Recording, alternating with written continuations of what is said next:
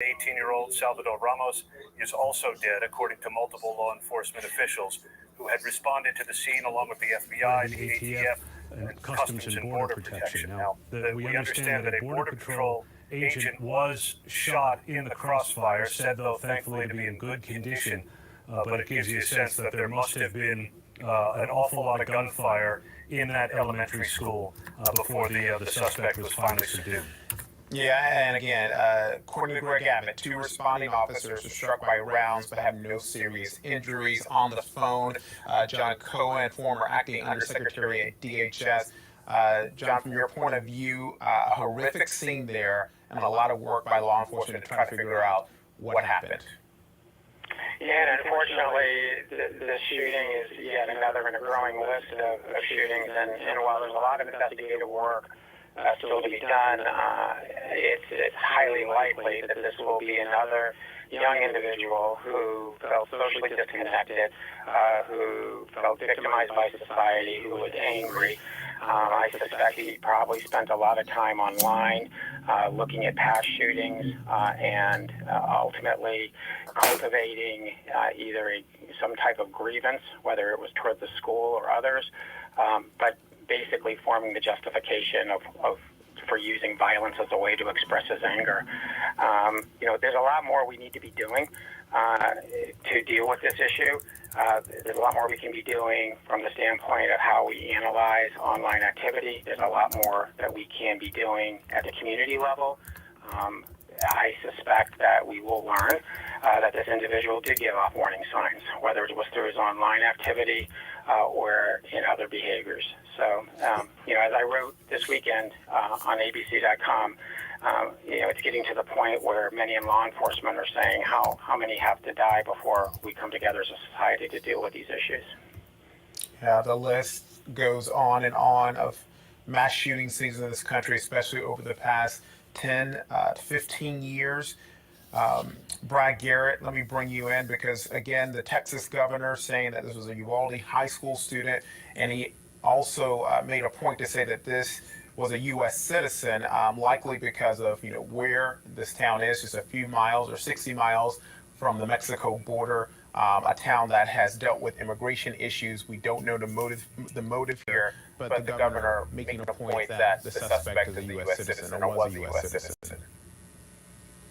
So let's go back to how we believe this started, which is the killing of his grandmother. That becomes relevant in my view because if you think about Adam Lanza at Sandy Hook, he killed his mother before he went to the school, which sort of generally tells you he really wants to annihilate anyone that was an issue in his life. Now, you would ask, why is this elementary school an issue? My guess is going to be it's not the school itself, it's not individual students, obviously, or teachers, but it's what it represents in his head. And he knew that in the short term he could do anything he wanted inside that school. And so, that's going to be some of the focus of this investigation is, what was the precipitating event, etc. All those things are extremely important. But, we can't miss the bigger picture, as I mentioned earlier, that, stopping these guys is really the issue. And there's no easy way to do that.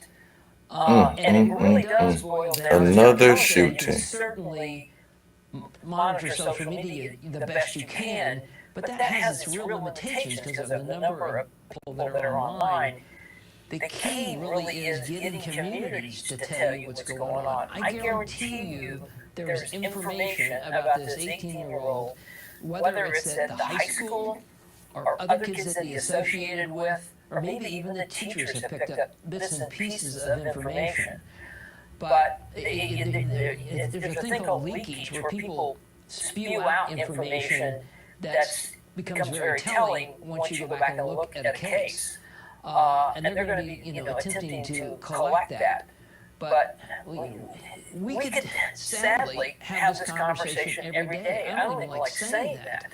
But that's kind of where we are with firearms availability and the anger and rage that's going on in this country. It really doesn't help when you get into subjects like immigration, minorities, people of color. I mean, we keep having, we don't know if any of those play into the shooting, let me be clear. But the anger and rage in these arenas and people angry at other ethnicities or skin tone or whatever it might be, it's at a fever pitch. And so that actually adds, in my view, to increased shootings. That's a tough thing to get your arms around as far as doing anything in the short term to lower the temperature. And Elizabeth Newman, again, former DHS. I don't know if it was an elementary school, Zach. They said it was like a middle school. But no, it does say elementary school. Dang. And dude was 18 years old, yo. Case where there were red flags, where he was on the radar of law enforcement. And then we hear of incidents where the suspect was not on the radar of law enforcement. So essentially, we know that mass shootings have been prevented by law enforcement, but they don't make the headlines. These incidents do. But if we compare these other incidents, what happened in Buffalo, to this one, they appear at this point, as we wait to even learn more about the shooter and was he on the radar of law enforcement. I mean, some would ask, is there anything that can be done to raise enough red flags to stop an incident like this from happening? So I agree with John. John and I both worked at the Department of Homeland Security on prevention, non-law enforcement prevention. Yo, he killed his grandmother too, man. You believe that, Zach? He killed his grandmother before he went to the elementary school. Developed signs and indicators of risk factors of somebody that goes on to carry out an attack. The Secret Service has done research on this. The FBI Behavioral Analysis Unit has done research on this. And we've taken that research, other academic research, and we've figured out how to train the community on what those indicators are. And what is lacking is both deploying that training widespread. In other countries, there are other places Yeah, he where killed his there's grandmother much better first, man, and then went to the school and started killing folks. So you know they it's really about to be mental. Referral mechanism for people to call if they feel uncomfortable calling law enforcement. We need to strengthen our mental health profession, not because terrorists are necessarily, or attackers are necessarily mentally ill. In fact, the data tells us in most cases they're no more mentally ill than the general population. But mental health professions can help those at-risk individuals choose a healthier path to deal with that underlying grievance, that underlying psychosocial factor that's driving them towards the ideology or the idea that violence might be the solution for what they're so upset about. Thursday, shit, I hope it ain't gonna be no more shootings, Mental man. health providers in this country to be able to help those individuals at risk of violence, we can start to reduce these attacks. But what I just described, as Brad mentioned, this is not a short-term solution. This will take 5-10 years, and we started this process maybe 5 years ago. It is really, really nascent, and we need to rapidly scale. What else you gonna? You kill your grandmother, Zach? What you think that is, man? That's got to be a little mental, though, don't you think, man? Like killing your grandmother? Because it can't get run out of Washington, D.C. This is inherently about communities coming together and taking ownership of making sure that their communities are safe. Hey, Jen, how you doing?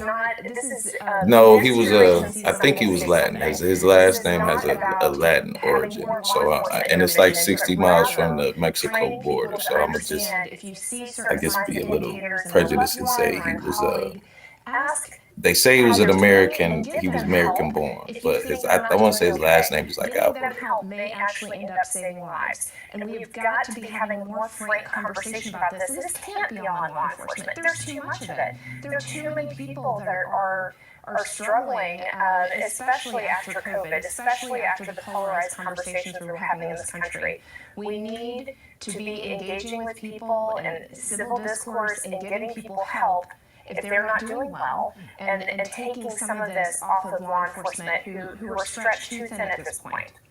Well said, and Elizabeth, you said it takes time, but John Cohen, as this country tries to get its act together, and it takes time, in the meantime, our children are dying, our elders are dying in grocery stores, our children in the halls of schools, and here we have another mass shooting in a school with double-digit numbers. That's right. And as Brad said, we will likely, based on the current threat environment, be having the same discussion within the next few weeks. It's on the same weekend that we had the shooting in Buffalo, we had mass shootings in other cities in the country as well. So what are some things we can be doing now? One, communities across the country, as Elizabeth indicated, need to organize themselves. It's not so much what the person on the radar screen is. It's the question we should be asking is the radar screen tuned the right way to pick up on an individual who may be in the community, who may be traveling down the path of violence? I think that there's a lot of work to be done in that area, and whether it's an educator, a co-worker, a student, a family member, or somebody who's seeing something online, we need to make sure people understand what are the warning signs. And then communities across the country have Oh yeah, okay. I get what you're saying, Zach. I get what you're saying. what they can do to prevent an act of violence. I would say one other thing, and Brad said something that I don't know though. They might try and flip this one, Zach, especially if you know that these stuff.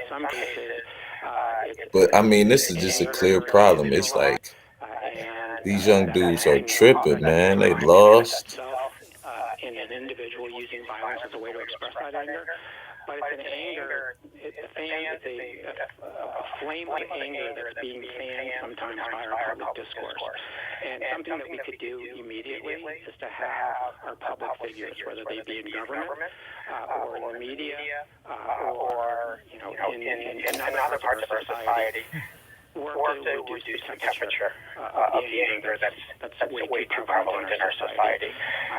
Because our adversaries, they look at the societal fractures, whether it's on issues, as Brad said, on abortion or immigration or race or the election or the integrity of our election system. And they will leverage those fractures in our society, seek to exacerbate them by promoting content that's intended to fan the flames of the anger in our society. So a big place, a place where we can take steps immediately is for public officials to take a step back, take a breath, and try to calm the teacher also died too, man. Yeah.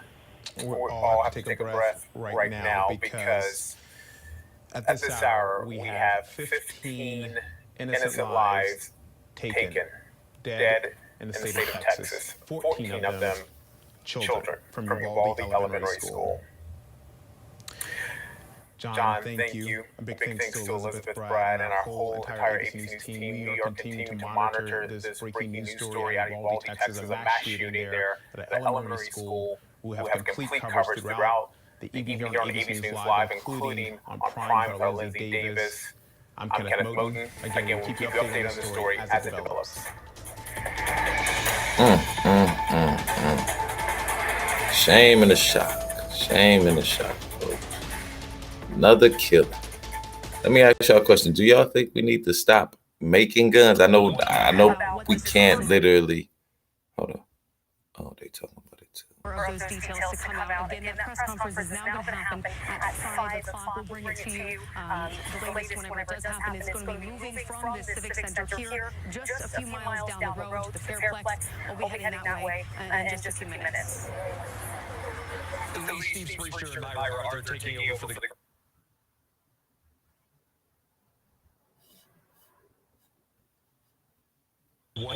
About what this person... Sorry about that, guys. Come on. More of those details to come out. Again, that press conference is now going to happen at 5 o'clock. We'll bring it to you. And look what's up. The Godfather had hope. Uncle D has a plan. You see what I'm saying? We got real problems. They talking. We'll be heading that way in just a few minutes. Steve Spriester and Myra Arthur taking over for the... With so much at stake in our world right now, we want to thank you for your trust and for making it easy to do. That one. See if we got anything else on it. Pop, pop, pop, pop, pop, pop.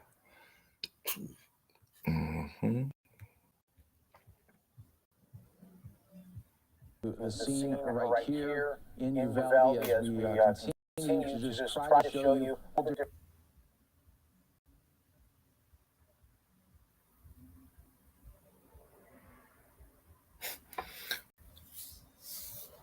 No, Jen, you right. Man. I don't know if it's real. You right though. It's some type of. I don't want to say. It's something. I don't know what it is, but that discipline could be it. It definitely could be it. I think that might be a factor. Because I remember, like you said, I wasn't even in a fight. I was watching the fight, right? But it was like a gang fight, like at the neighborhood park and shit. And one of my neighbors saw me and pulled me away and told on me. And I got a whooping. I had to go and apologize to the neighbor and everything. So you're right about that. I mean, it's some type of disconnect. That official news conference will happen sometime within the next hour. The governor, Greg Abbott, just moments ago, said the shooter had a handgun and possibly a rifle in this attack here at an elementary school where children were just starting, they had their day. It was midday, and then the unthinkable happened at this school where that suspect opens fire on 14 children that can't defend themselves and one teacher, and we learn of the very grim details soon to come as the story continues to unfold. I want to take you out now to another tweet here. This is from Homeland Security right now, as the DHS secretary has been briefed on the shooting in Uvalde, Texas.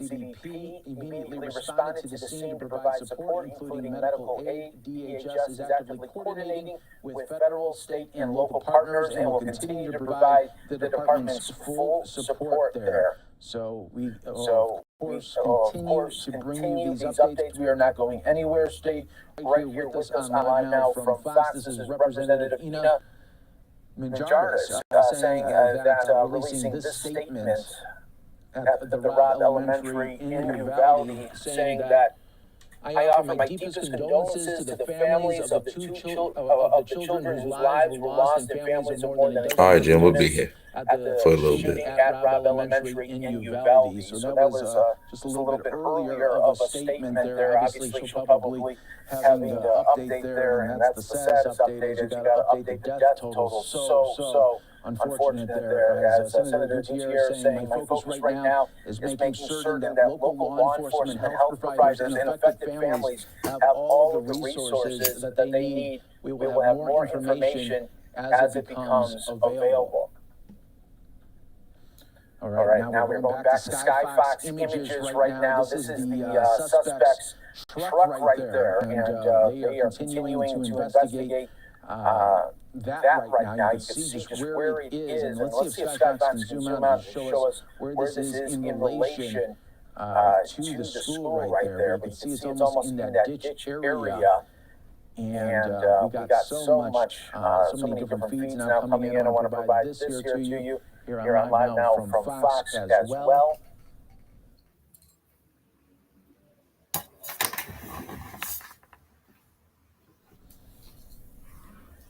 Another shot here of people that are on the scene right now. You can see the distress in their faces right here on Live Now from Fox. Governor Greg Abbott earlier said the shooter had a handgun and possibly a rifle. I want to play out his sound from moments ago as well. It's a short one, and it gives you just a little bit more updates as well. The shooter was Salvador Romas, an 18-year-old male who resided in Uvalde. It's believed that he abandoned his vehicle and entered into the Robb Elementary School in Uvalde with a handgun, and he may have also had a rifle, but that is not yet confirmed according to my most recent report.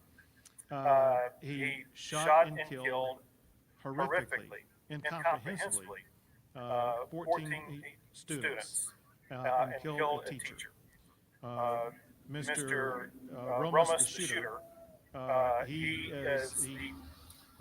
himself is deceased, and is believed that responding officers killed him. That was a short update from Governor Greg Abbott. Of course, we will probably hear from him a little bit later as well. Right now, President Biden, he is in the air coming back from Asia, and he will be landing pretty soon in D.C.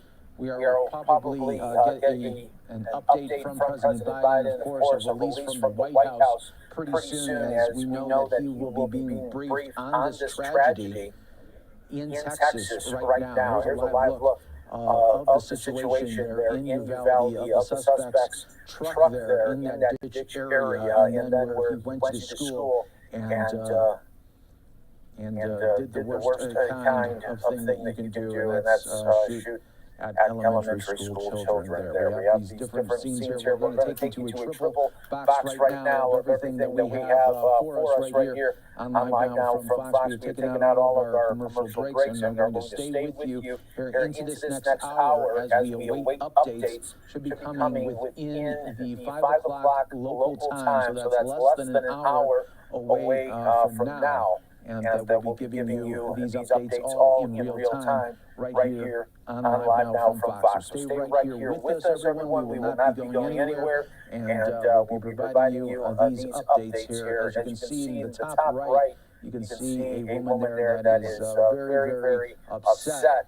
Obviously, everything you can see is just a very, very hard situation for everyone involved here, from the families to the law enforcement that had to see this unthinkable and unspeakable act play out there in Uvalde, Texas right now. So to update, 14 kids, one teacher dead in this mass shooting right now, and we await for more updates from police as well as the school.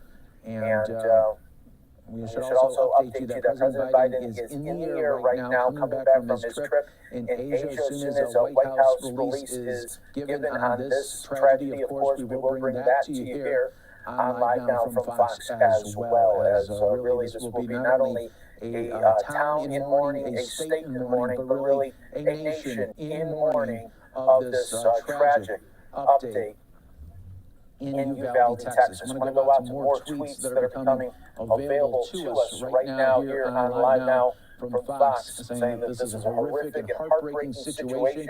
I've reached out to Representative King and keeping in touch with Texas DPS and emergency Texas crews as this develops and more info becomes available. Please pray for the students, teachers, families, and everyone else involved there. Couldn't be more from the truth right there, as we're hoping for the very best in everyone right now with these unthinkable acts right now. Governor Phil Murphy out of New Jersey saying, heartbroken by today's elementary school shooting in Uvalde, Texas. No child or educator should ever fear going to school, and no parent should ever fear sending their child to school. We must end our nation's gun violence epidemic. Senator Ted Cruz, saying Heidi and I are fervently lifting up in prayer the children and families in the horrific shooting in Uvalde. We are in close contact with local officials, but the precise details are still unfolding. Thank you to heroic law enforcement and first responders for acting so swiftly. Representative saying, my heart breaks for the community of Uvalde. I am so deeply saddened that this has happened again. No child should have to experience this. No parent or teacher should live in such fear.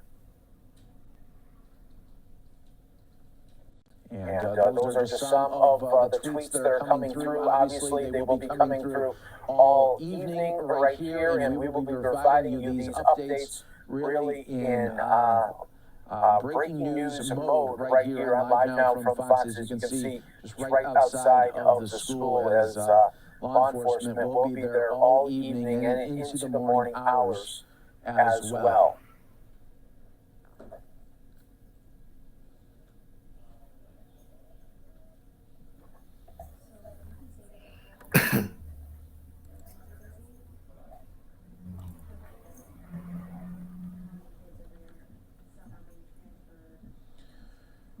And Live Now from Fox has reached out to the school and school district their lines are obviously packed right now and are continuing to deal with this tragedy. But if we get any updates, of course, we got you covered right here on Live Now from Fox. It looks like maybe the media might have to leave this area, as we do have a Texas official, their DPS, on the scene there as well, giving some updates probably to where best to go for this very fluid situation right now in Uvalde, Texas right now. 14 kids, one teacher dead, as we're providing you all these different images right here on Live Now from Fox of this unspeakable act right here of terror, as 14 kids, one teacher dead in this mass shooting in Uvalde, Texas.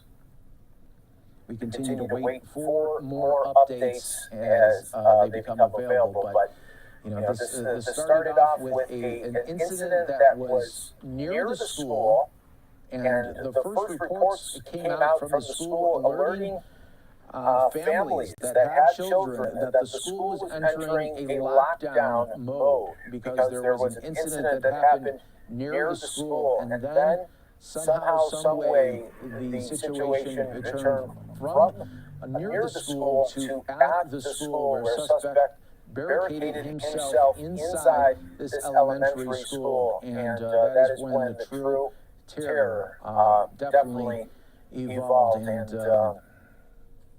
we are waiting for updates here, waiting about 45 minutes away from this update. That's what Fox News' Bill Melugin was reporting, that there would be an update coming at the top of the hour, 5 o'clock local time right there. So we'll be waiting for that, obviously taking that as soon as we get it for everyone here on Live Now from Fox. But multiple deaths, as we have 14 school children dead, one teacher dead in the shooting. The suspect has been killed, and we await, of course, for more updates right now. But this is right outside of the elementary school in Uvalde. The news conference is coming up at the top of the hour, and we await for more updates. Obviously, this is going to be the story not only for today, but for quite some time, as we learn new details as they will be coming in. Still a very fluid situation. Just happened not too long ago. First alert of something happening in the area was 11:43 local time, and it was alerted to parents that there was a situation, a shooting near the school, and then a lockdown was happening, but it may have happened just too fast for them to lock everything down. That suspect was somehow able to gain entry into the school, and that is when tragedy definitely unfolded there in the school. And now it looks like the media is being told to get to a different area. So what we will do is take this other shot that we have here. It looks like they have them go to the corner intersection right here in Uvalde. But we are waiting for more official updates from police, FBI, and really anybody that will be commenting on this. We will be going to it as soon as it happens for everybody here on Live Now from Fox. Definitely a very, Oh, I'm sorry, y'all. I'm sorry. I was all on my phone and shit. What's going on, brother X? Yeah, this is sad, man. Don't feel like a certain way when it comes to that. Happened in our country here, where someone was once again gain entry into a school and then murdered school children and a teacher. A suspect has been killed as this investigation is into its very, very early stages, where police will be now on the scene for quite some time right here. And then we'll be going into the morning hours, and of course, even tomorrow as well. Live Now from Fox will be your source for updates during this very difficult time for everyone involved right here.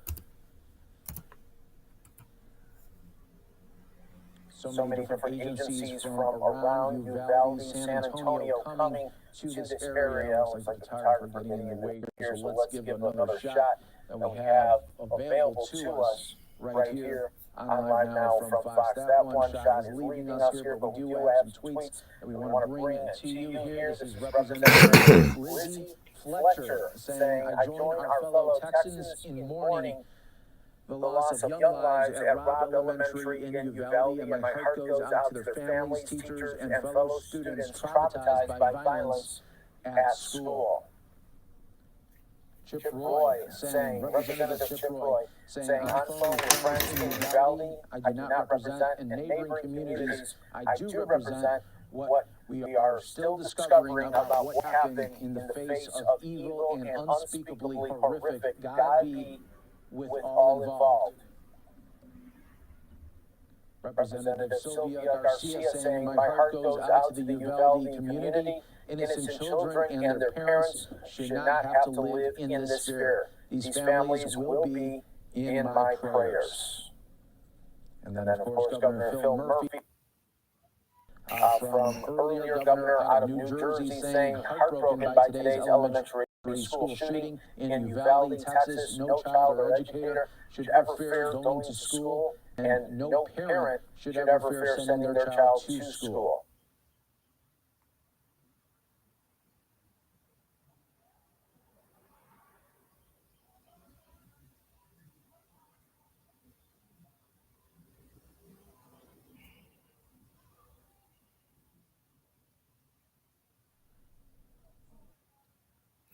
What happened? What's going on, Gigi? We are going to go to an update now that we are getting from. Let's listen right here. Questions? We will give you a time. We'll be addressing them soon. At approximately 11:32 a.m. this morning, there was a mass casualty incident at Robb Elementary School in Uvalde, Texas. The school has children that are in second, third, and fourth grade. I can confirm right now that we have several injuries, adults and students, and we do have some deaths. The suspect is deceased at this point. EPS is assisting with the investigation. And at this point, the investigation is leading to tell us that the suspect did act alone during this heinous crime. Families are being notified, and we are providing services to them as the district should. As far as the rest of the district is concerned, safety measures were taken to make sure that we had a safe release for the rest of the district throughout our city of Uvalde. And we had numerous law enforcement officers and agencies that assisted with the safety release for the students. We want to keep all our families in their prayers. I hope you do as well. And we also want to respect the privacy of the family. Everything is still being worked on. And again, we'll notify the parents and the families as soon as we have some news for them. Thank you so much. We greatly appreciate your understanding and patience with us. Please know at this time, we are only making a statement. We will be releasing more information as the investigation continues. We appreciate your courtesy. At this time, it concludes our press conference. Thank you.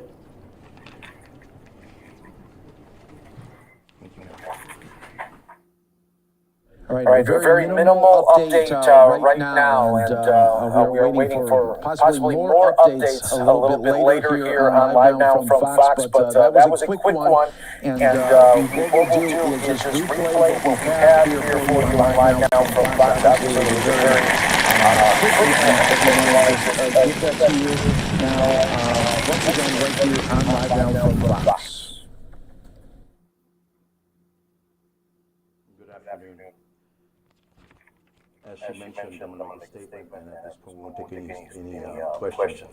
We will give you a time, and we'll be addressing the media soon. At approximately 11:32 a.m. this morning, there was a mass casualty incident at Robb Elementary School in Uvalde, Texas. The school has children that are in second, third, and fourth grade.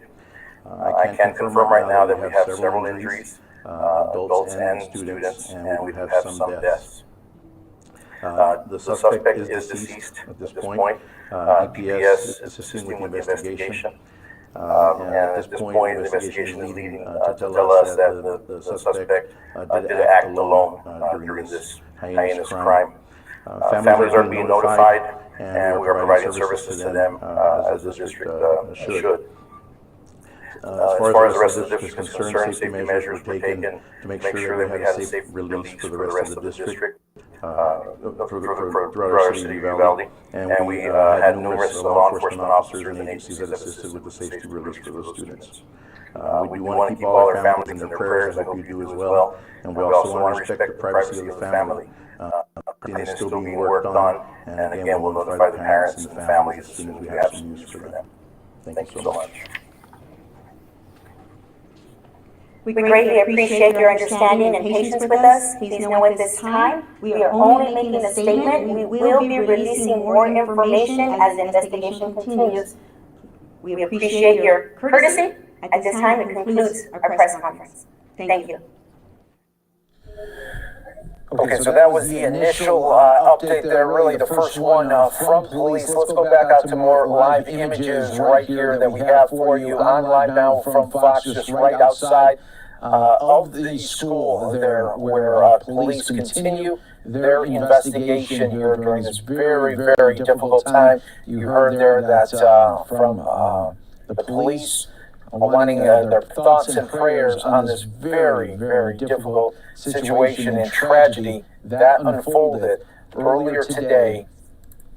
And you can see the latest update, though, that we have for you. 15 total dead. We have 14 children and one teacher involved there in this shooting in Uvalde. The suspect is dead as well. The shooting suspect has also been killed. President Biden to address the nation tonight. So that is our latest update we will be getting from the president later tonight, addressing the nation during this very, very horrendous news update. And we're staying with you right here on Live Now from Fox, as always, providing it to you in real time. The press secretary for the White House putting out a statement saying that President Biden has been briefed on the horrific news of the elementary school shooting in Texas and will continue to be briefed regularly as information becomes available. His prayers are with the families impacted by this awful event, and he will speak this evening when he arrives back at the White House. He is expected to be back at the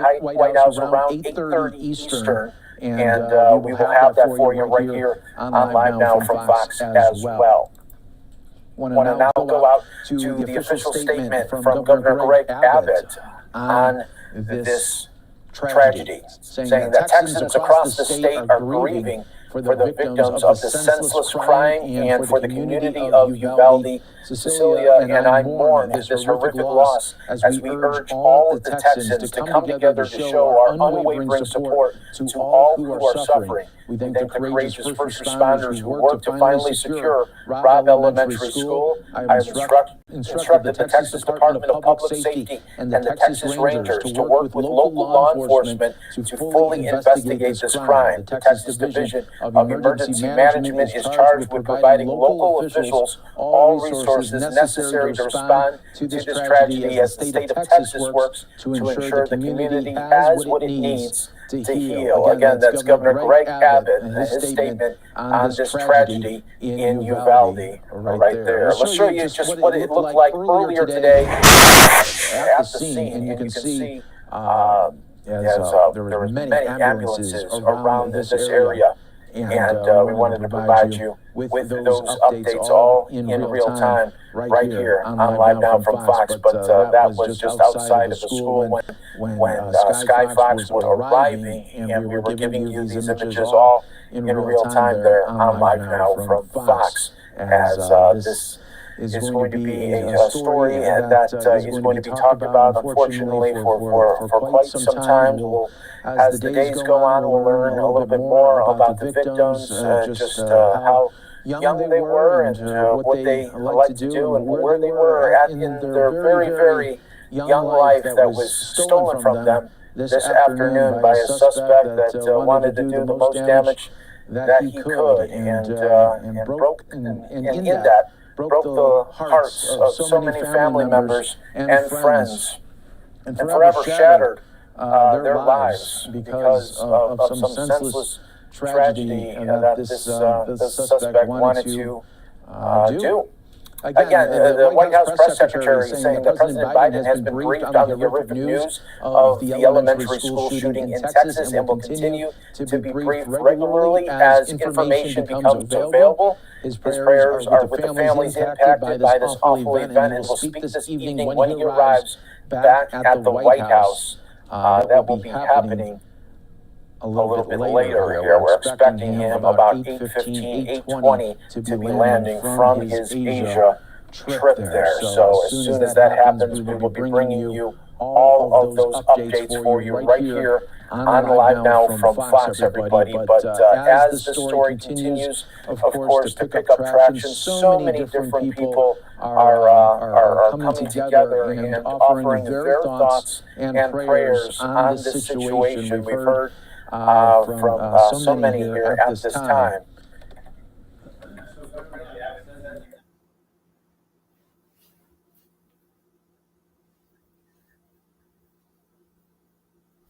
Sky Fox is showing you images from earlier today of this horrific scene just at Robb Elementary School there, where we are learning 14 kids, one teacher dead in this mass shooting at the school there in Uvalde, Texas.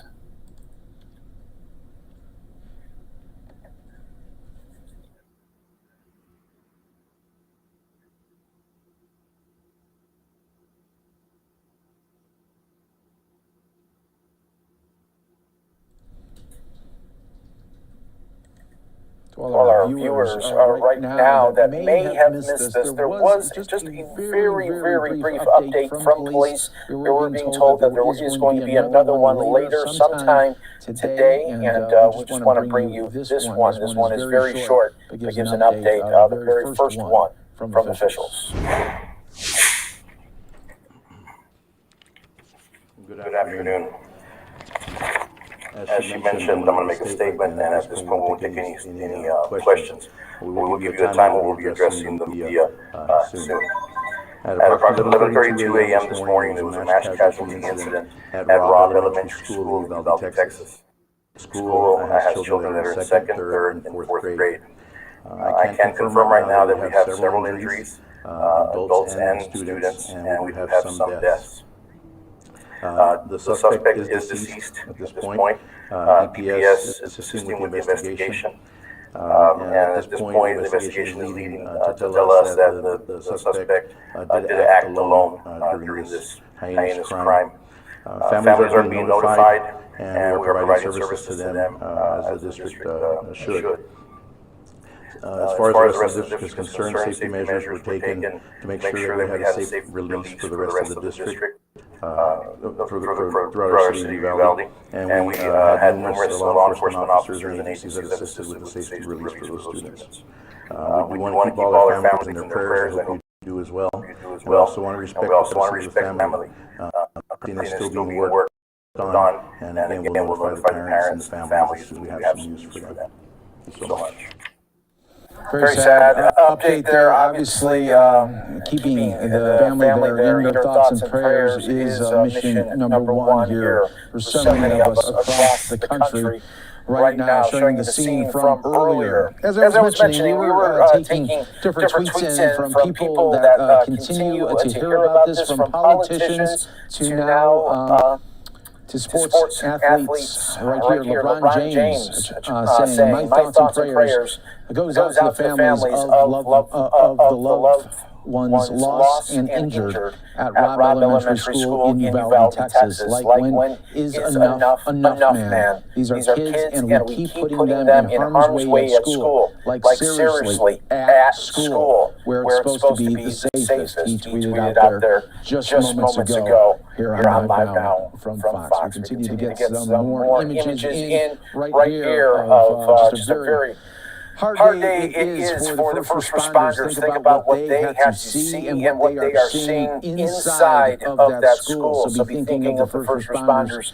as well, as they are charged with a very, very difficult task of seeing these images that no doubt are horrific and very, very disturbing, of school children dead at school, a place where we all think that they are safe. You send your children to school thinking that they're going to have a normal day at school and hope and pray for that to happen. And then you hear the worst thing as a parent, that there is a situation near the school, and then the updates continue to get worse. When they were first getting alerts and updates, it was coming from that there was an incident near the school, and then those updates quickly turned to that there was an incident inside the school, and we were learning that the suspect was barricaded, and that is when that suspect was doing the unthinkable. And our hearts and prayers go out to everyone involved. This is Involved here, what's going on. families, This support is what black men do. children and teachers that are lost, but also for these first responders that are seeing something that is so unnatural and so terrible all at the same time. And what we do, but just think of them during this very, very difficult time. I want to show you just some other videos. Sorry about that. Y'all don't know what's going on. Got too many guys.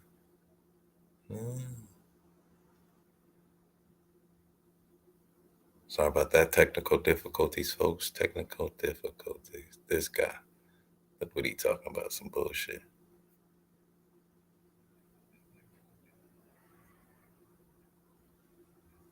Nobody looks at the vast majority of Latinas that black men date and marry and have babies with.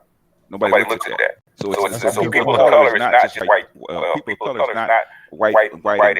It's also Asian and Latino and white. They're all mixed together. So it's a different mix because I do believe the natives in Brazil are a very small population, right? Which we don't have a problem. Okay, so it's a different mix. It's going to be completely different. I want to run another commercial real quick.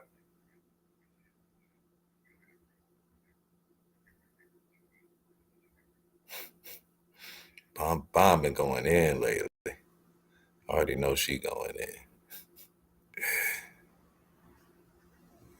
Let's see if anything else is popping about it.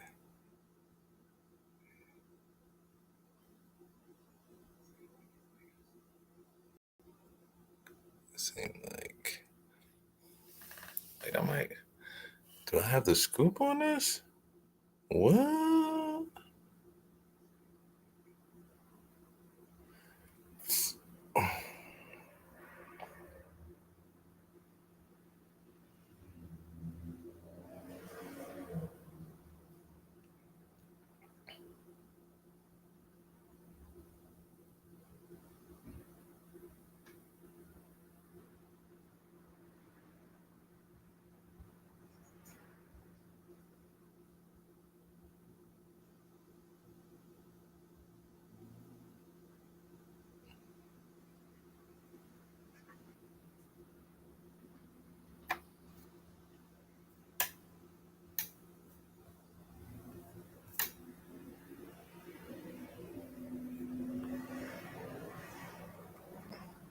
All right.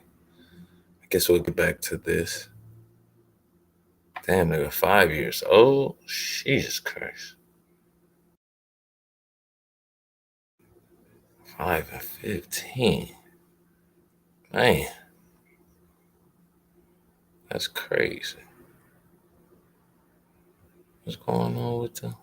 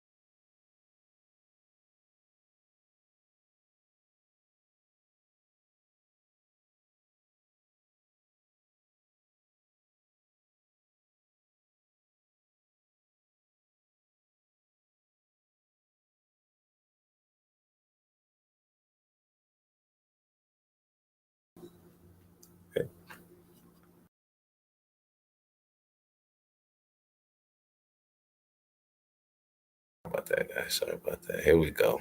My apologies about that, guys. Yeah, but it's just real sad to see, man. Another shooting in America. Like, we love guns, for good or for bad. Like, you can tell it's really not helping us with all these guns. There seems to be more and more murders. Like, and it's not even you're defending yourself. You're just mad and frustrated. Then you just start killing folks. You just start killing people, though. Come on, man. Come on. That ain't cool. That ain't cool at all, man. We're gonna keep this going a little bit so we can hear what they talking about. When you hand someone your logo sticker, you put your brand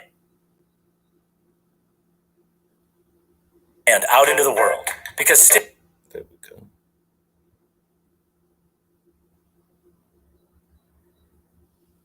And Border Patrol out here securing the perimeter. If you are from Uvalde, this is off of West Main Street. So this is a very, very active area outside of the Civic Center. So if you are driving down West Main Street, just be prepared to slow down. You're going to encounter more traffic than usual because of the staging area, because all members, all the journalists are here, and you still have some pickups going on at this time. But you have many parents just, still wondering what will happen with school tomorrow. We do know that this was the last week of school. So right now, the students they were excited to go on summer vacation. They were doing, you get that, all of us were, in grade school once. We remember being just excited to see our classmates, for the last time before summer. Many students in Uvalde School District were getting their yearbooks, just planning for summer vacation, and then this happens this morning. So we are continuing to monitor the situation, and as soon as we get more details, we will pass them along to you. But for now, I'm live in Uvalde. Alicia Nieves, KENS 5. Alicia, thank you. Well, it was wonderful to see that little boy get picked up by a parent, presumably, but being picked up at 4:30, that's 5 hours after this all began. The CISD police chief told us this mass casualty event began at 11:32 when an 18-year-old walked into Robb Elementary School and began shooting. Robb Elementary School with 3rd, 4th, and 5th graders, 14 children dead, and a teacher.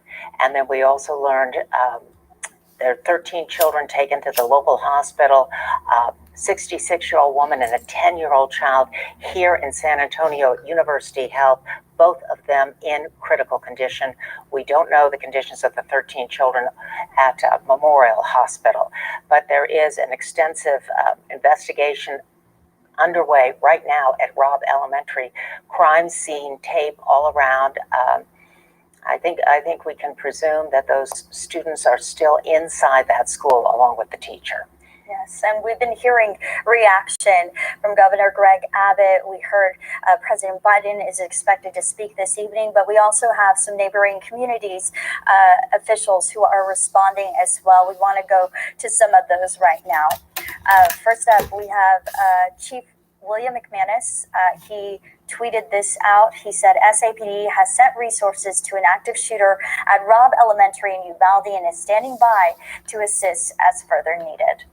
Yes, San Antonio immediately sent people, and so did CSO. They sent units as well. And we are hearing from officials. This was sent out earlier by Chief McManus. We also have heard from County Judge Nelson Wolf on this terribly tragic day.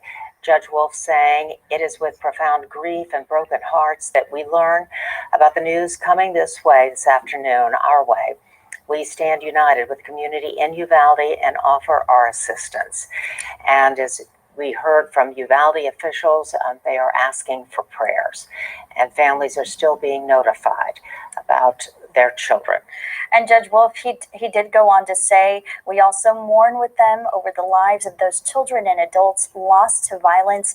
Bexar County is sending personnel and material from the Office of Emergency Management, the Medical Examiner's Office, the Sheriff's Office, and University Hospital to support the ongoing operation. So a lot of neighboring communities, not just San Antonio, not just Bexar County, also assisting this afternoon. Right. Well, let's go back live to Henry Ramos. He is outside the Uvalde Memorial Hospital. Henry. Yeah, Audrey and Deborah. So I've just been talking to just messaging the first grandmother that I spoke with on the way here, whose grandson, I think I told you about him, JJ, who was able to escape from a window at Robb Elementary with the help of his father, who saved other children as well. Just pulled them out of the window from their classroom. She said that she's at home with him right now, and I'm asking her, like, how is he doing? And she said that he's okay, that he actually knew the teacher that was killed. Do not believe that it was his teacher as well, but just trying to gain a little bit of more insight as to those chaotic moments of what happened inside that school. As for here outside the hospital, I can tell you a lot of vehicles have left. We've seen, as I've been here, we've seen a lot of family members just leaving, walking in and out. Just for my last time I was here with you all, I did speak to a grandmother who walked out just telling me that her 9-year-old grandson survived. He was inside Robb Elementary. He was shot once, kind of, I think she had mentioned just in the leg area. And he received some treatment here, as well as several other students who were taken here to Memorial Hospital here in Uvalde, and just trying to get as much context and insight as I can, and talking to these family members as to what their loved ones are saying as to what happened inside the school. He just mentioned to me, and I know I'd mentioned this, but the only thing he could say is that he told his grandmother that it just sounded like fireworks just going off as he was in his classroom. He said they were hiding there with other students as well, and he was able to walk out with police officers here at the hospital. Of course, her priority as a grandmother was to take him to go meet him at home, and he just said the thing that he just wanted to do was to rest. And but of course, you do think about those other family members who aren't fortunate, and for some they're still waiting for answers. Others receiving the bad news that their loved one didn't make it here. As you can see, just right back this way to your left over here, you can see it. What appears to be at least loved ones. The community here could be family members, and that's what we have seen just walking across here. As we do have law enforcement blocking traffic from either side here, as loved ones show up here at the hospital. I will tell you, though, probably about an hour ago, consistently, I was seeing the chopper, Air Life, land here at Memorial Hospital. I mean, it was kind of like on a rotational basis. It was nonstop. That's something that I have not seen in quite some time. From the last time we were here, you all were here with us, we also had seen the law enforcement agencies leave. So I don't know if that really does indicate something here. But it does show that at least that they are leaving here from the hospital, which has been quite a scene. As you can see, the parking lot is still full, but this hospital receiving a lot of the patients as well. But that's kind of what we're seeing from our end. Of course, as more family members do show up, I will do very politely and respectfully, ask them and try to gain a little bit more insight as much as I can from them as to what happened on this day. Audrey and Deborah. Thanks so much, Henry. And we did have questions about those 2 pending transfers, so we can only assume that possibly that could be it. But we want to take you back over the situation, how it unfolded today. We heard from Pete Arredondo, the UCISD chief of police. He said that all of this unfolded around 11:32 a.m. at Robb's Elementary School there in Uvalde. At that school, it houses 2nd, 3rd, and 4th graders. Now, the police chief says that that's when the suspect, who is named Salvador Ramos, 18 years old, a local there, entered the school with a gun. Now, we don't know if it was 1 gun, 2 guns, but they did say that he did act alone. We learned that 14 students were killed, 1 teacher is dead, and police were able to kill that shooter, 18-year-old Ramos. And right now, the Robb Elementary School is surrounded with crime scene tape. And inside, the FBI and law enforcement are processing that scene. Vanessa Croy is at the scene right now. Vanessa? She has been there all day at Robb Elementary, driving there from San Antonio an hour and a half right after we got the news. Vanessa? Well, that's right, Deborah. We did get the news shortly after the first calls came in today, and I jumped in the car and came out here not knowing exactly what to expect. When I got out here today, I can tell you when I arrived, they hadn't really even blocked the road off yet. Parents were lined up trying to figure out what was happening. The street was lined with community members and families trying to find out what was going on. All that they knew is that there was some kind of active shooter inside their child's school. And I can tell you, I was standing on the corner right there when many law enforcement officers walked out of that school, tears in their eyes. You could see in their faces something horrific had happened inside that school building today. In fact, that's exactly what Uvalde County Sheriff Nolasco told me when I talked to him right before I arrived, that this was just horrific. He said, our worst nightmare happened today. And now that we're learning about those deaths today, and the children and the teacher just hitting this community devastatingly hard. There are other community members here standing behind our cameras. We've also seen parents come up here trying to find out where their children are. They don't know where to go. They've been to the Civic Center, they've been to another area, and they're trying to find somebody to help them find their child and find out where they are. Many people have asked us out here what's happening inside that school building right now. We don't know. All that we can tell you is that it's an active investigation. The FBI is here. The crime scene unit is here. I know that assisting in the investigation is Border Patrol, FBI once again, DPS, Texas Rangers are also here, and the local law enforcement. Hit really hard, of course, because this is their community. They were the first ones that went inside that school building today. Uvalde police, I saw them walk out of that building today before a lot of the extra help arrived. DPS, a lot of these DPS troopers are local. These Border Patrol agents, they are from this area, and just seeing their faces was devastating today. And now that we understand what unfolded in that building, we can definitely see why. I think we had some video of before we even realized we saw officers hugging and praying in the streets. What they saw inside definitely very difficult for them. Audrey and Deb, we're going to send it back to you. Once again, we are waiting for some more details.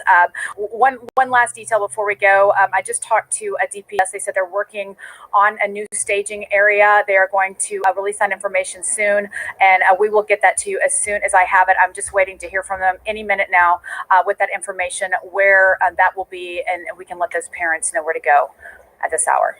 All right, Vanessa, thank you. Lots of heavy hearts in Uvalde this evening and surrounding communities. But we do know that University Hospital here in San Antonio, they also got 2 transports, a 66-year-old woman in critical condition and a 10-year-old Toma, what's going girl on, man? I'm also in sorry, critical but condition. And we learned that it's in your the San state. Antonio What's going Blood on Bank with your also state, transferred man? 13 units of blood. We want to go over Thought to y'all Troy just supposed to have Quest, who is stairs. there at the blood bank with an update on that and their needs. Troy. Audrey, thank you. Yeah, we are here where it was within an hour of getting the call about the shooting that South Texas Blood Bank was able to send initially 15 units by helicopter. They were able to get to Uvalde Memorial Hospital within just 45 minutes after getting that call. And, you know, even when we came down here to talk to South Texas Blood Bank about this, there were people that were actively donating that their blood could be going there tomorrow as well. So we did actually learn that there were an additional 10 units of shit, we ain't even hit Memorial Day yet, though. sent later in the afternoon. Again, all were sent to Uvalde Memorial Hospital to assist them with the response to this traumatic experience that first responders and healthcare workers are going to have to deal with uncertain right about now. if they're gonna make it or not, man.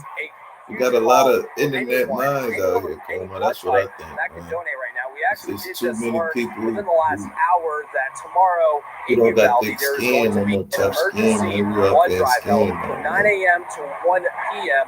at the Herbie Ham Activity Center. Again, that's from 9 a.m. to 1 p.m. tomorrow. Again, any blood type, all people can be accepted. You don't have to sign up or do anything. But people around San Antonio and all across South Texas, they're going to be able to help. You want to be able to donate at a time when, blood supplies are at pretty low levels right now. You can go center to you that way. Okay, Troy, we're having a little trouble with the audio, but we got the main message, the very important message that blood is needed, and there will be a blood drive in Uvalde from 9 to 1 tomorrow at the Herbie Ham Community Center. Well, if you are just now joining us, we want to bring you up to date on what has been happening in Uvalde since 11:32 this morning, when a gunman, an 18-year-old resident of Uvalde, walked into Robb Elementary School with a handgun and possibly a shotgun and began shooting. Robb Elementary School, home to 600 students, 2nd, 3rd, and 4th grade students. He killed 14 of those students and a teacher, and then law enforcement shot and killed him. Georgia like that 13 too, where I'm students at, were man. taken to I Uvalde think a lot of Memorial states turning Hospital. to that. It's just gonna be 66-year-old more woman and and more a after 10-year-old this, child man. were brought here to They San think Antonio. more guns They're say both the in answer. It critical just gives condition. And more lots of people a chance officials to from shoot. around the area, around the region, state, local, national, responding. Want to go to a comment from Mayor Ron Nuremberg about the situation that unfolded there in Uvalde. The mayor said, quote, "Uvalde is experiencing the sickening aftermath of a horrific mass shooting. At least 14 children and a teacher are gone. Pray for the loss, their families, and Uvalde." And of course, we did hear a brief statement from Pete Arredondo, who is a UCISD chief of police. But again, what's Mayor Ron going on? Nuremberg, he The did say San shooter was Antonio in has sent mass Texas. casualty I think resources it's to the called region, and will do Texas. all that we can to help our neighbors to heal. But we did have a What's brief going on, press Joe? conference, less than 5 Zoom minutes. Alice, how The you doing? UCISD police chief did speak, and he said at 11:32 a.m. That suspect walked into Robb Elementary School that houses 2nd, 3rd, and 4th grade students. That suspect, Salvador Ramos, 18 years old, a local Uvalde Another school, resident, entered with a gun, elementary school. possibly This wasn't even a another high school weapon, this time, man. and They hitting shot elementary at that school. school. We don't know exactly where he entered. We don't know what classroom he entered, but we do know there were 14 casualty students. We know there was one teacher dead, and we know that there is 2 other people in San Antonio. We want to go to some of that sound from earlier. Bad part is he killed his grandmother too, so Good you afternoon. know. I'm Anne-Marie Espinoza, Executive Director of Communications and Marketing for Uvalde CISD. Please understand at this time, we will be making a statement and not taking any questions. So we please ask, at this time, we will be making a statement and not taking any questions. Here to provide a statement is our Uvalde CISD Chief of Police, Pete Arredondo. Switch channels real quick. Let's see what they think. I want solar panels on my home, but they're too expensive. I get this comment all the time, and the good news is it's dead wrong. By authorities here, what comes next? What are they looking at for this investigation as crime scene tape still up? The one commonality, and I don't know how many more children have got to be taken from their parents before we get this through our head. There is no such thing as a kid who just wakes up one day and, to surprise of all, grabs a firearm and starts murdering people. There are, without question, warning signs, and I mean serious, severe warning signs. I think everybody gonna go to home. I think the government gonna force it in a minute. I think they're gonna force it. This is just a story Why wouldn't that it? tragically gets repeated over crazy. and over and over again. And the other thing is, when are schools going to understand the concept of access control? Yeah, this both will. 18 I years mean, old, David, but this unfortunately, this I feel like cat, he every was. time something like this happens, we I want to say he was of bring you Mexican on, descent, but they said he was born here in the guns States. are always a part of the conversation. I've been saying in 2021, Nah, the shooter Texas dead. lawmakers lowered the age to carry a handgun to 18. We're hearing that the shooter had a handgun and possibly a rifle here. I mean, is that surprising to you? What are your thoughts on this information that we have? No, the instrumentality in this case is irrelevant. Whether it was a handgun, a rifle, or a shotgun, there are absolutely different, advantages to certain weapon platforms over others. That's without question. But getting back to our inability to prevent the wrong people from getting their hands on firearms. I can tell. This is going to blow your mind. Just last night, someone I know personally said, "Look, I just got my child just got a tweet from somebody warning about a shooting in school tomorrow, not anywhere near this place, by some kid with access to weapons who was just, an undiagnosed, psychopath. And this person, fortunately, there was an intervention. How many other instances are there right now? No, I don't think he had a manifesto because he killed his grandmother. So this seemed like it was spur of the moment. I won't say spur of the moment, but I don't think he planned to kill his grandmother. I think it seemed like he just got frustrated. If you have, and I'm speaking to parents, if you have a child at home that you think may be dealing with, I think they just let him in, dirty vermin. I won't say just let him in, but he just had access and he could just walk in. You know, child help and do it now. But let's be honest, David. This isn't a kid in this case. This is an 18-year-old that opened fire at an elementary school. We don't really know the details of why he was at the elementary school, how that all came together here. So he technically is an adult. Yeah, I understand that, and we have military personnel serving this country at age 18.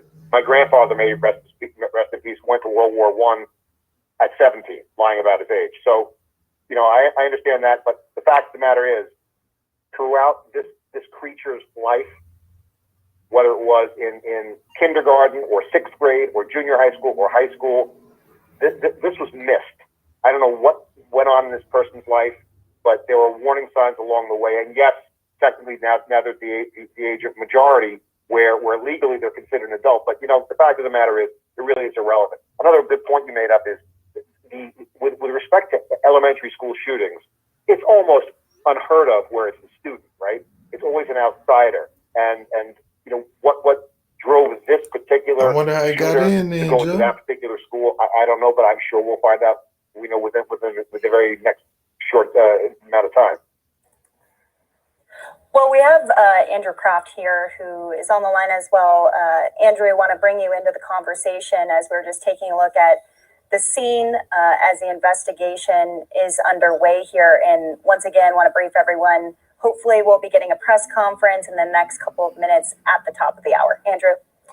Hey, David. I know we just spoke, of course, about 10 to 12 days ago for the Buffalo supermarket shooting. That was another 18-year-old individual. Some of the hallmarks of that shooting are popping up again in this unfortunate shooting. But let's talk about school safety, school resource officers. I'm not particularly sure. We haven't got details yet on if this elementary school had the requisite resources at play. We don't know that yet. If they did, what more can school resource officers do? Do more school districts need local state funding to put them in place? You and I have spoken so often that it is just not possible for metal detectors to be in every school nationwide. So what more do school districts have to do to beef up the security? That is, you know, it's funny. It's the question. It's a question my old partner in DEA and I were just talking to before we got on the line. So when we talk about a school resource officer, I'm not talking about officer friendly. I'm not talking about someone who's going to, you know, I sit hope not, there man. I as a hope you're retirement wrong, position like that useless coward who let the children be killed without taking any action in Parkland. We have in this country a surfeit of military veterans. Imagine how many people serve this country honorably. You have and in specialized units. They're home now, and they're an asset in your community, and we could easily get them involved in law enforcement, put them in schools, because if we're not willing to protect our school children, is it more important? Can you think of anything else that's worth devoting money with respect to security other than our children. I mean, we have guards in office buildings, we have our government buildings, we have metal detectors, we have armed individuals. But schools you could just walk into unchallenged with a firearm or firearms. That is, it's how. What do we? You know, I know I'm a little upset because I know as a father, seeing families that are never going to hold their children again ever, and maybe more wounded who are also going to be in jeopardy of losing their lives. This needs to end, and we can end it for whatever reason, and it's a mystery to me. We don't. So as we come up on the top of the hour, you're watching live now from Fox. I just want to brief everyone. David, we have David Katz on the line, a law enforcement expert, as we're taking you to scenes across Uvalde, Texas. Here's what we know at this time. Governor Greg Abbott says 15 people were killed in a shooting today at an elementary school. Abbott says the suspected shooter, an 18-year-old man, also died and was believed to be killed by responding officers. He says 14 children and 1 teacher were killed at Robb Elementary School in Uvalde, 85 miles west of San Antonio. He says the shooter had a handgun and possibly a rifle. We're expecting another update from authorities here within the hour and possibly a statement from President Biden. We also have Andrew Kraft here on the line. Want to go out to him in just a moment here. But we also have full coverage coming in from Fox 26 in Houston. Bill Malugin down on the ground. Let's listen in. We have just learned the breaking news.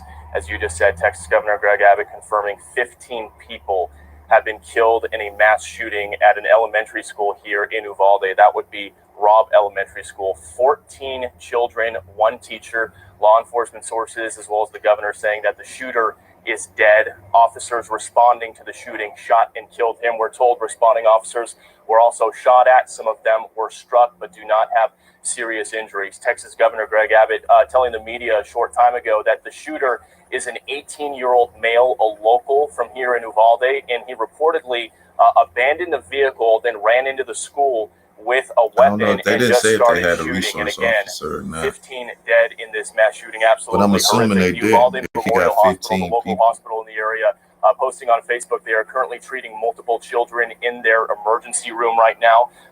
The ATF is already here. We are waiting an imminent press conference for more details on this.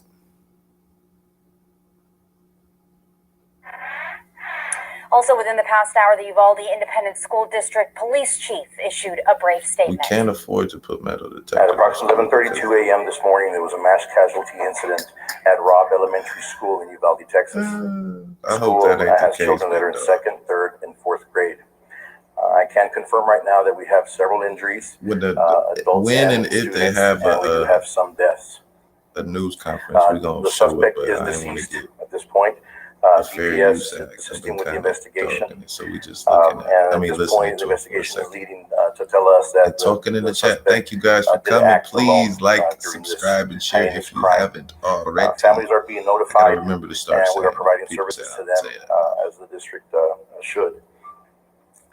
As far as the rest of the district is concerned, safety measures were taken to make sure that we had a safe release for the rest of the district throughout our city of Uvalde. And we had numerous law enforcement officers and agencies. Yeah, you would think, especially in Texas, that you can't just go into school we do want to keep all our families in their prayers. I hope you do as well. And we also want to respect the privacy of the family. It is still being worked on. And again, we'll notify the parents and the families as soon as we have some news for them. Just can't imagine what those parents are going through. Right now, they're waiting. If you go to the Robb Elementary School page, it gives an alert saying that parents don't pick up your students at this time. They need to be accounted for, and they will be reunited to you at the time when they are available. Now, you want to stay with Fox 26 for continuing coverage of this Uvalde school shooting event. We do have a crew en route, and we'll have live updates. We also will have updates on our website, fox26houston.com. But right now, We also want to stick with us here on Live Now from Fox. I'm Daytona Everett here with Andrew Kraft. We also have David Katz, a law enforcement expert, on the line here, taking you out to a live look where parents are being reunified with their children here. David, do you still have us? Yeah, I'm here. Okay, so we want to get into a little bit of the reaction coming in from lawmakers here too, which takes us back to our conversation we were having about gun legislation. When is enough here? When you heard, taking a brief step back, when you heard about this, were you surprised at all at the level of this killing? 14 kids, 1 teacher dead. It feels though like we get headlines like this all too often. Yeah, you know, that's the thought that goes into my mind every single time. Like the shooting a couple weeks back at the supermarket. I mean, that you know, for anyone to say, well, we could have prevented that. I mean, you can't prevent every act of violence, especially when you have a determined psychopathic individual with access to firepower. So that being said, you would think that by now every single school in this country would understand that we have a potential threat. Is the risk high based on percentages? No, it's minuscule. But that needs not factor into our decision. Every single school needs to be protected, needs to be secured. And that's the first thought that goes into my head is what are the school administrators thinking? What are the teachers thinking? What are the people in the community thinking? If you don't have the resources for security, do what they do. I'm sure you've also heard, or you've heard of this dads on duty thing. You will have no shortage of volunteers. And again, when my partner, Alan Pontiago, had a great suggestion. It's going to go nowhere because it makes too much sense. In your community, you have a retired special forces operator who's looking for a job. Say, you know what? We can't afford you, but we'll pass legislation saying that you are exempt from state and federal taxes as long as you operate as an armed security officer in this particular school. Guess what? You know what you'll have? You'll have coverage in parts of the country where you would never expect it, and you'll have a reduction in violent actions, period, across the board. That's useful. That's something that would be actionable and might do something. But of course, that'll never happen. Yeah, of course, David. The flip side of that is Uvalde, Texas, is a rural community just outside of San Antonio. Its population is very small compared to large metropolitan centers in the state of Texas. So we're speaking with the assumption that these very small rural communities with these very small school districts could possibly get the security and beef up the security they need. It's a conversation that's going to be ongoing. It looks like we do have some activity, though, in this workshop as we wait for the latest press conference from law enforcement officials. Speaking of remarks from elected leaders, it has been confirmed President Biden will deliver remarks on the school shooting at 8:15. I think it's social media, Alice. If it's anything, that's probably the newest factor because we always had. I won't say we always had. At the White House, we're also getting more and more lawmaker reaction. Members of the House, members of the Senate are on the floor. Man. You know, as you we want speak, things instantly, and if you don't get them, you feel the let perceived down. lack of gun regulations, gun restrictions in the country. Senator Chris Murphy, the Democrat from Connecticut, issuing an impassioned plea on the Senate floor over this latest school shooting. He said in part that he is begging his colleagues to do something.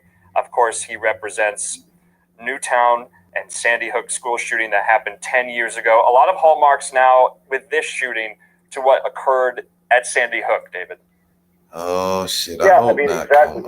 Well, I mean, we don't know with respect to the dynamic at home. We know with Sandy Hook that we had a psychologically impacted youth whose mother, who was the first victim in that day of outrage, actually thought it was a good idea to bond with her son by going to the range and teaching him to shoot. So I don't know what the dynamic is here, but whenever lawmakers start talking about legislation, I have one question. Whatever you are proposing, if that law had been in place, would this incident have been prevented or not? Let's look at the New York Market shooting, for example. The weapon used by the perpetrator is not legal in New York State. He used high capacity magazines, which are not legal in New York State. So clearly, I'm making a wild assumption here. Once you've decided to be a murderer, I'm pretty sure you're not really worried about violating. It ain't like you can just put them in there. You got to pay for them. Technical firearms ordinances passed by your state or local municipality. These laws are not going to help. no matter what they do, I know people don't know the history. 1927, the most horrific massacre in a school occurred without one shot being fired. It's not, let's not focus on the instrumentality. Let's first focus on security first, and then identifying individuals who are making themselves known.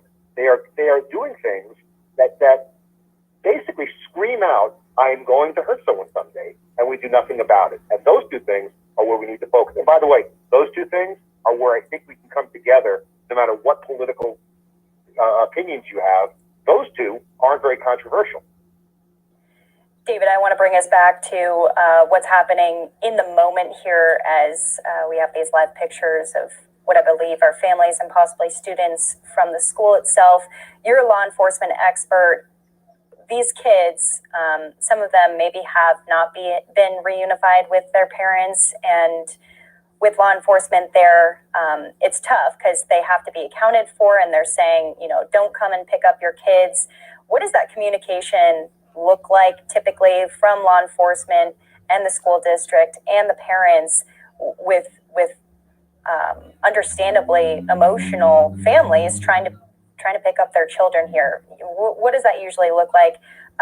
How should they go about that? What do you think is happening there on the ground? Well, again, to Andrew's point before, I don't know if a school like Uvalde has the requisite emergency action plans in place that include reunification with family members. So, the company I founded when I left government service, one of the things we do these kind of plans. We've done plans for large schools, for houses of worship, and one of the things that we focus on is the reunification of children to their parents. Why? Because as parents, we all know that you hear something like this, the only thing on your mind is, my goodness gracious, my God, please let me know that my child is okay, and I want my child in my hands. And I'm probably never going to let them leave the house again.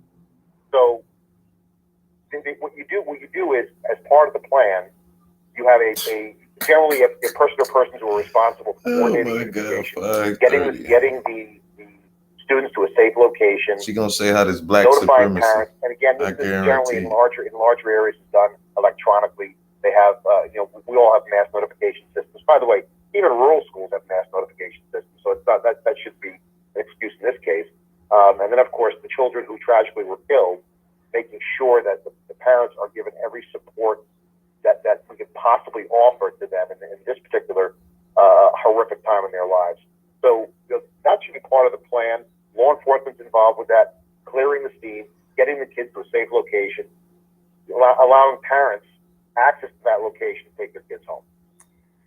David, just kind of going back to the hallmarks of Sandy Hook, 20-year-old Adam Lanza went into the Sandy Hook school, and we're learning this shooter, he was 18 years old. This is an elementary school. We don't know the motive just yet, but you have been talking about knowing the signs, seeing something and saying something. Of course, there were a lot of signs just a couple of weeks ago with 18-year-old Peyton Gendron in the Buffalo mass shooting at the supermarket. He had visited the supermarket before. He had been posting ad nauseum, ad infinitum on social media about his designs, about his plans.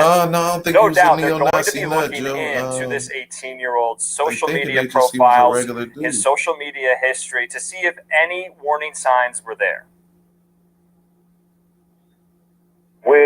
I will tell you, I don't know if this person is active on social media or not. My guess is probably yes. I can't do clean. Apparently, we have lost the ability as a community to just talk to people. We have to go online and it's just as a person from my generation, it is insanity. But we know, and you brought up the shooter from the supermarket. He posts vile content. He posts concerning, violent content. It seems. I don't mean to laugh, but these social media companies seem really good at identifying and shutting down people the moment they have a political opinion that is somehow antithetical to their own. But someone who makes a threat, overt threat, I there was one last night. That person wasn't taken off social media. It had to be reported up the chain. How come those companies aren't investing time and effort in creating algorithms where they could say, you know what, we have a person who is threatening to shoot up a public venue, a school, and make that information available to law enforcement. But that's the mystifying part, because you are right. But David, there's going to be a trail that, I'm sorry. No, David, just on that point, though, is there a collective action problem? If someone sees something on social media and everyone thinks someone is going to report them and someone is going to call the authorities, or at least let teachers and principals know at schools. And so if everyone is thinking someone is going to do something, that counteracts it, and no one does anything. Do you think there's that collective action problem there? Tyrone Church, this is in Texas. What's good with you, man? Welcome. Oh, no one calls 911. Appreciate the pull-up. Right. Yeah, that's a great point. Yeah, we're going to go to the news conference once it has it. We're just listening here right now. Call the authorities. So that was a great instance of someone seeing something and saying something. But my point is, assuming if you're Facebook, if you're Twitter, and assume that the public is not going to do your job, your platform is being used basically as a signboard, bulletin board, saying, "Hey, tomorrow you'll look at me. I'm going to be in the news tomorrow," and they do nothing. So yes, to your point, I think people need to understand. Make it you. Take personal responsibility. If you see something, just a phone call. But also, I think the companies need to be held accountable as well. All right, appreciate the pull-up, Tyrone. I just subbed to your channel, man. Three different shots here on the screen, keeping it active for you. We have flags now at half-mast up there at the White House. Just devastating, as President Biden is set to deliver remarks at 8:15 tonight from the Roosevelt Room in Washington, D.C. We'll be taking that live for you. Bottom right-hand corner is outside of the school where the investigation is still underway. And thanks for coming, Line Name Patriot. I appreciate that. The larger screen is a live look from overhead, as we still have a heavy presence with law enforcement there, and hopefully a briefing to come within the hour. David, as we have you on the phone again, law enforcement expert David Katz, what can we expect to hear in this briefing from them? Will they reveal too many details? Yo, that is Tyrone's channel. Will they just focus Please, y'all go and subscribe and support that young brother. The status of and then I'm about to drop a land page. As of right now, we have 14 kids, 1 teacher, but we know that those numbers can rise. Yeah, I mean, it's going to give you the who, what, where, when, why to the greatest extent possible. People seem to think that, now that I'm on the other side of the aisle, they have to know everything by now. Well, no, they don't. Right now, they're in the early phases of the investigation, so they're going to update, the unfortunate news about those who were killed. Please, y'all go and support them folks. Those who were injured. They're going to talk. Thank you guys for coming up. We appreciate that. Whatever they can. I'm sure they have basic demographics and a little bit of background on that person who has been identified as the shooter. So they'll probably put that out as well. But they're not going to be able to tell you much about. Well, we've gone through all the social media posts for the last 3 years, and this person said the following. You're not going to get that. What they're going to be doing. They're going to get a search warrant for the shooter's home. They're going to look at all their electronics. They're going to talk to all their friends, anyone who knows them, and they're going to try to piece together what drove this person to commit this act. I mean, there is. I mean, sometimes there is a triggering event. In many cases, there are things that they could say. Well, I don't know if it was drugs, man. Garcia, like the dude killed his grandmother. Now we think this was the trigger. For example, maybe the student was expelled from school. Maybe it was some personal issue with a teacher at that school as well. I don't know what the case is going to be, but that ain't her headline. Say it ain't so, man. Not white supremacy. She couldn't. Oh my God! Hey, but she didn't say the Buffalo shooter was white supremacy. Kamala Harris was briefed on the horrific shooting. Of course, President Biden just issued that order to lower the flags atop the White House to have staff in honor and remembrance. I think of this the cat victims. just But went let's talk crazy. about Like, you killed your grandmother. He killed his grandmother and then went a to mass kill shooting event kids, yo. of this type. And ever since we got Oh my early God, man. word She is this the worst. afternoon You that see what I'm something saying, like Coleman? She this the was worst, man. happening, the information I don't coming care how in bits and pretty she is. pieces, She's the worst. some of it Ain't nothing like a incorrect, some Ferrari of it with a updated Volkswagen to engine in it. reflect And that's what the she is. horrific death toll in this. How does the information flows? How do they flow? Rather, how do because of course there could be breakdowns in that information as you know the relevant parties Yes, need to get Alex, that the accurate Buffalo information shooter in was real white time. What is supremacy. that like? He had the replacement theory in his manifesto. When He was law sick of black enforcement is people responding to an incident that severity, that didn't even live by the him. absolute last thing they on their mind is, let's put together a coherent story so we can get it out to the media, let people know. To my way of thinking, before that happens, the media is, of course, very, very helpful to say, look, we have an incident, stay away from the area. That's extraordinarily helpful. But the communication needs to go first to the victims and families, and you know that goes without question. Plus, whoever's in the commanding officer is getting a bunch of disparate pieces of information from numerous officers, and that's going to change minute by minute. So, you know, you have a choice in that situation. You can let me just put out everything I hear, and then I'm correcting myself every 5 minutes. Okay, what I told you earlier is no longer valid.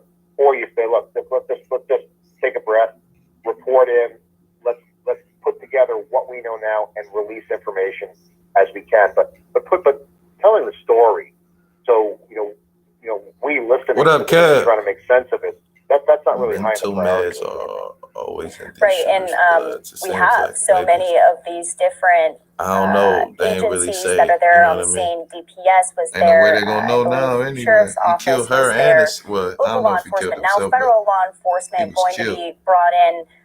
This is the deadliest school shooting in Texas history. 4 years after 10 people were fatally shot at Santa Fe High School.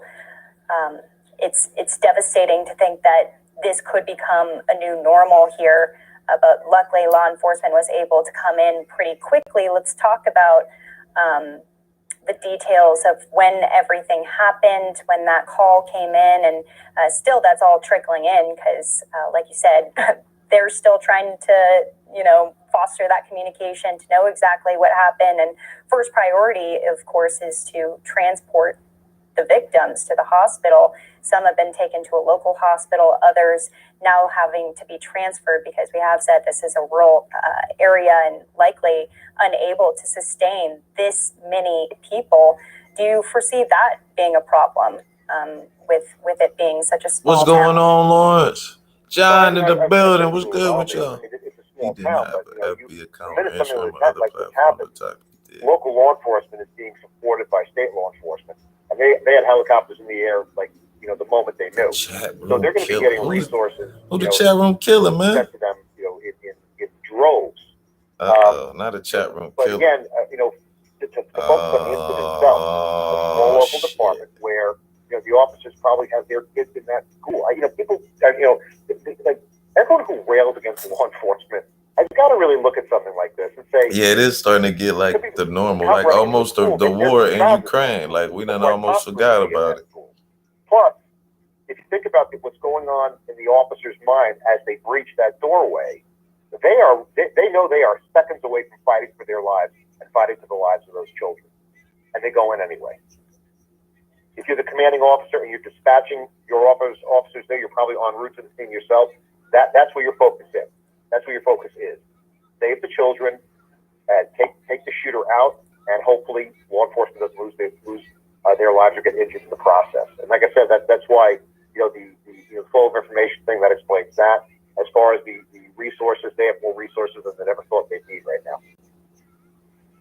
And of course, David, let's talk about that reaction, because you've done so many training drills, that you've worked with school districts so many times about putting the plan in place to respond to a horrible mass casualty incident like this. But from your experience, how can there be a rubric? How can there be kind of this fact sheet that you check the boxes, we did this, we did this, we did this. Each and every incident is so different. How can you prepare?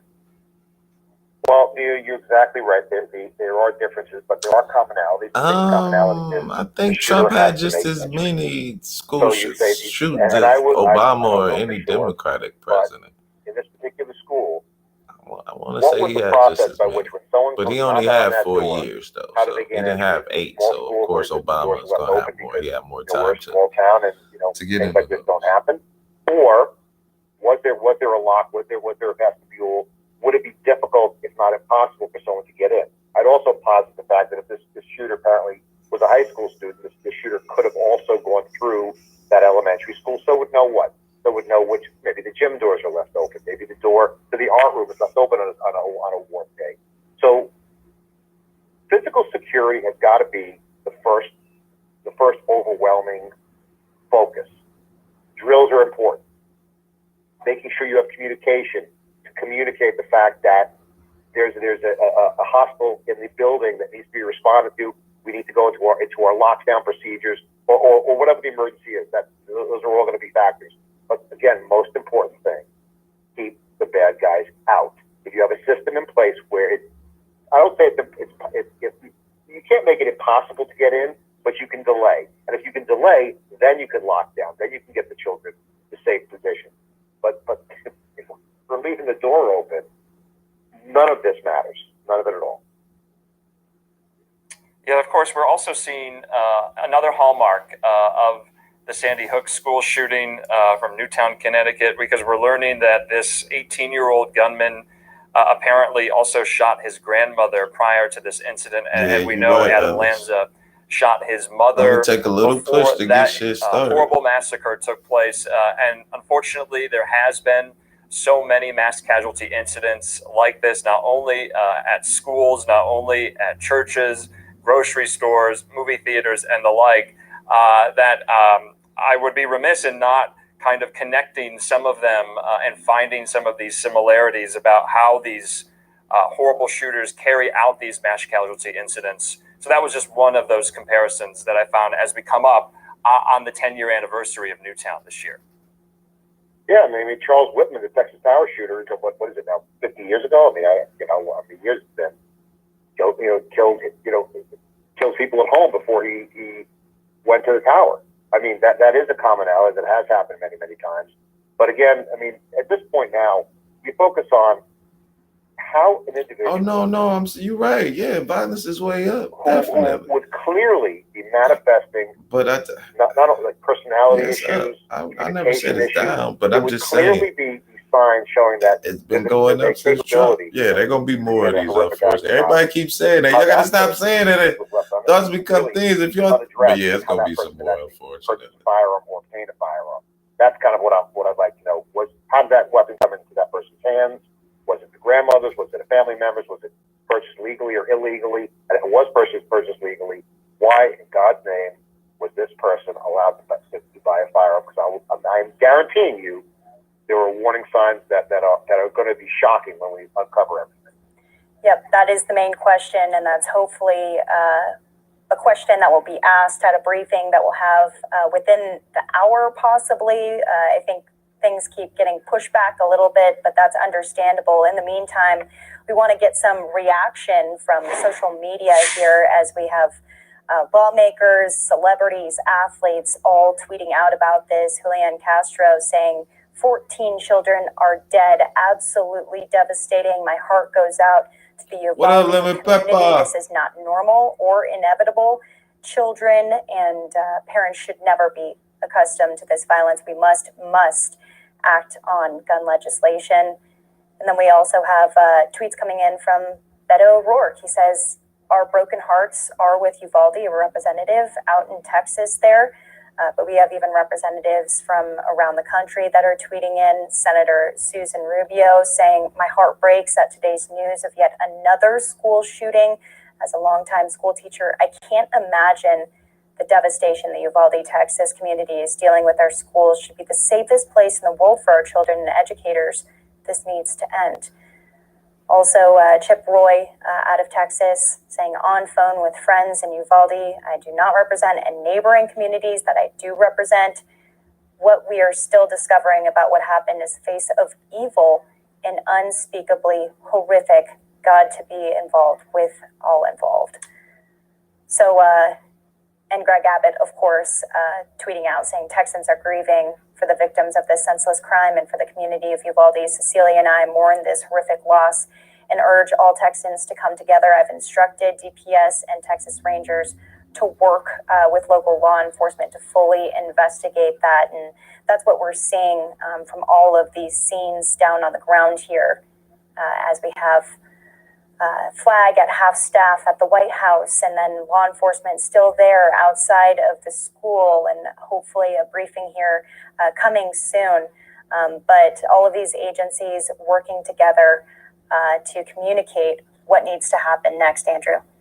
And of course, here at Live Now from Fox, we've been reaching out to many members in that community, including their elected leaders. We have reached out to their House member, Congressman Tony Gonzalez, Republican from the 23rd Congressional District. We also have reached out to the city of Uvalde, their city commissioners, and Mayor Laughlin, who are referring all media requests to the school district there in Uvalde. We're also getting so many statements in from lawmakers, senators, one of which, Senator Dianne Feinstein, releasing this statement saying, "Another day, another mass shooting, and more silence from the gun lobby and Republicans who refuse to allow any gun safety reforms to occur." And I don't want to get and read all of these statements. Of course, after these mass shootings, many fall on their political ideologies and lines after these tragic statements, or excuse me, tragic incidents. But this is all coming on the eve of the confirmation hearing tomorrow for Biden's ATF director nominee, Steve Dettelbach, to lead the Bureau of Alcohol, Tobacco, and Firearms.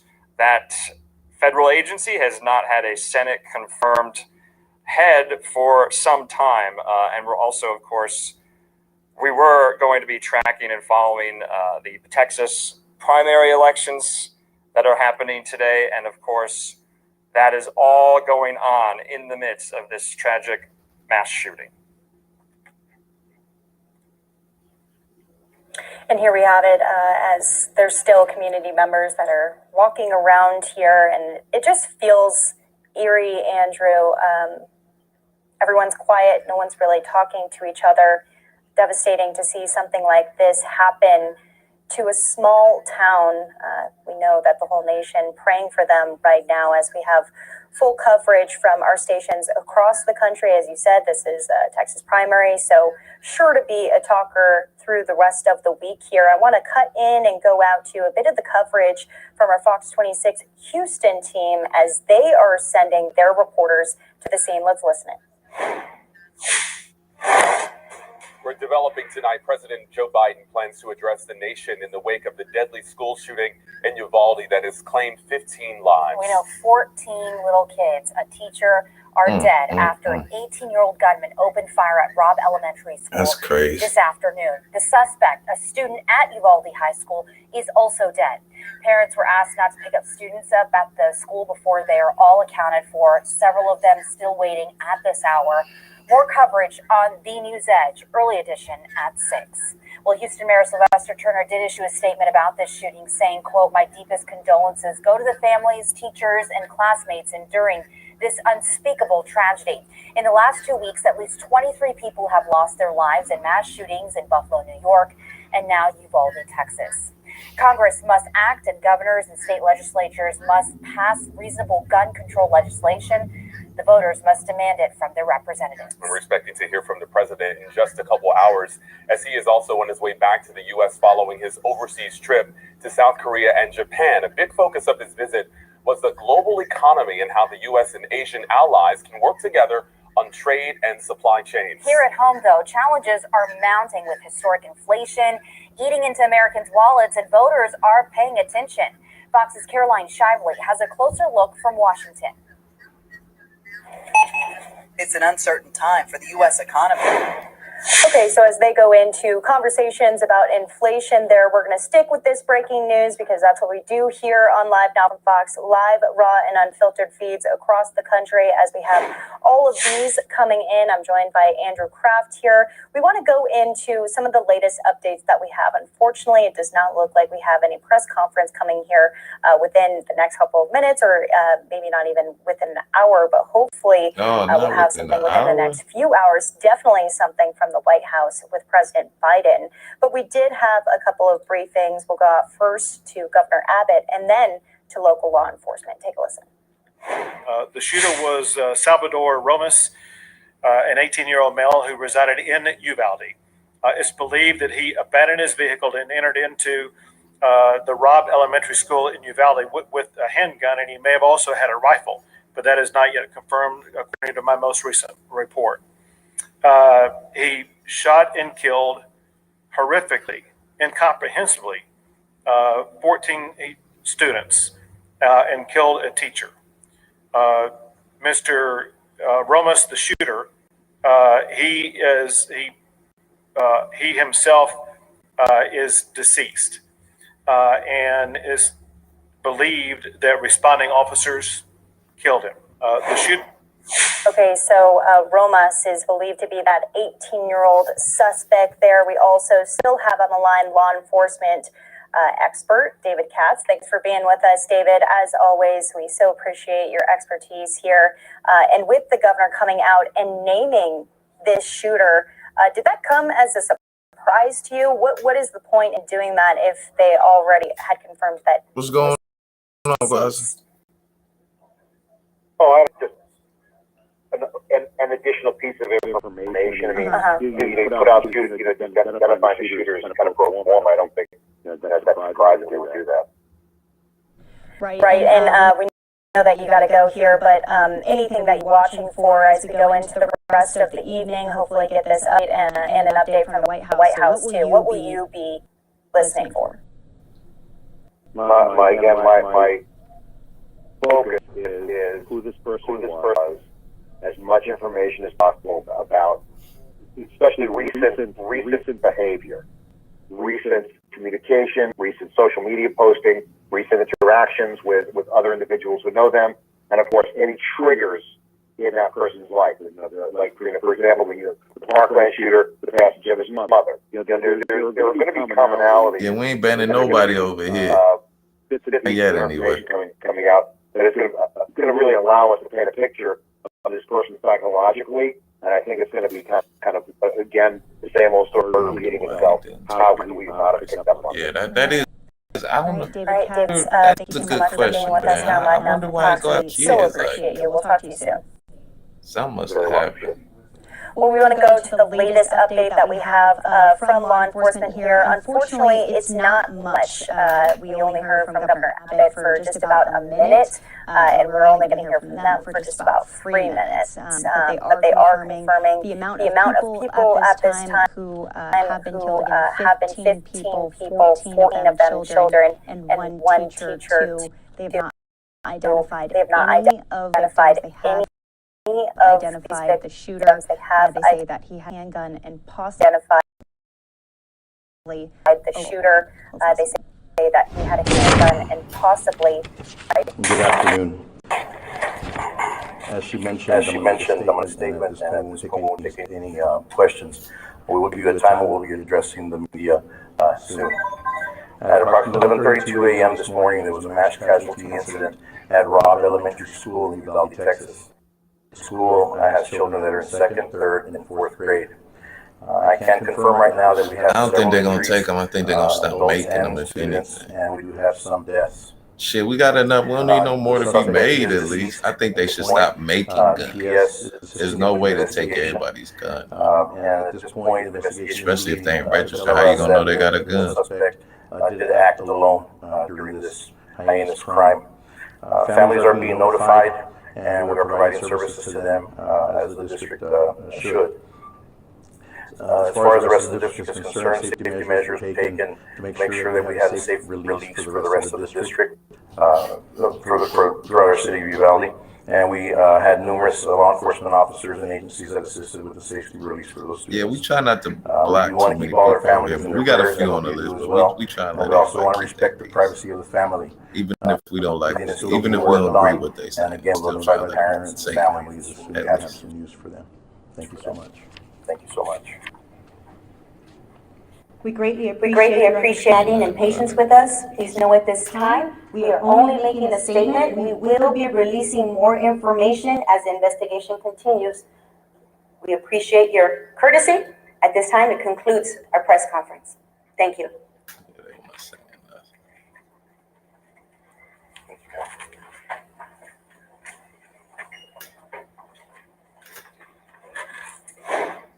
So as we said, a very, very short press conference there as they were still gathering details in the moment. In the meantime, though, let's go out to some of the reaction that we're getting in from both state and local lawmakers, from athletes, from celebrities, as the reaction is just beginning into this horrific incident out in Uvalde, Texas. This first one coming from Representative Lizzie Fletcher. She says, I join our fellow Texans in mourning the loss of young lives at Robb Elementary School in Uvalde, and my heart goes out to their families, teachers, and fellow students traumatized by violence at school. Going into some of these other reaction, Julian Castro, 14 children dead, absolutely devastating. My heart goes out to the Uvalde community. This is not normal or inevitable. Children and parents should never be accustomed to this violence. We must act on gun legislation. Beto O'Rourke saying our broken hearts are with Uvalde. Greg Abbott himself releasing a statement saying Texans across the state are grieving for the victims of this senseless crime and for the community of Uvalde. Cecilia and I mourn this horrific loss, and we urge all Texans to come together to show our unwavering support to all who are suffering. We thank the courageous first responders who worked to finally secure Robb Elementary School. I've instructed the Texas Department of Public Safety and the Texas Rangers to work with local law enforcement to fully investigate the crime. The Texas Division of Emergency Management is charged with providing local officials all resources necessary to respond to this tragedy as the state of Texas works to ensure the community has what it needs to heal. Chip Roy of Texas saying, on phone with friends in Uvalde, I do not represent, and neighboring communities that I do represent. What we are all still discovering about what happened is the face of evil and unspeakably horrific. God be with all involved. Thank you, man. I appreciate that, man. We trying, man. We trying to open people's eyes. Innocent children and We their ain't just got to parents talk about should men not and have to women all live the in this fear. time. These families will be in my prayers. LeBron James, the famous basketball player, coming out. My thoughts and prayers go out to the families of loved ones lost and injured You at too, Robb Alice. You Elementary stay School in safe Uvalde, out here. Texas. Appreciate you. Like, when is enough, man? I think that he is speaking like many, so many across the country are thinking right now. These are kids, and we keep putting them in harm's way at school. Like, seriously, at school, where it's supposed to be the safest. Governor Phil Murphy of New Jersey, heartbroken by today's elementary school shooting in Uvalde, Texas. No child or educator should ever fear going to school, and no parent should ever fear sending their child to school. We must end our nation's gun violence epidemic. Dade Phelan, he says, this is a horrific and heartbreaking situation. I've reached out to Representative Keene, and I'm keeping in touch with DPS and TDEM as this develops and more info comes available. Please pray for the students, teachers, families, and everyone else involved. And Secretary Mayorkas has been briefed on the shooting in Uvalde, Texas, according to Homeland Security.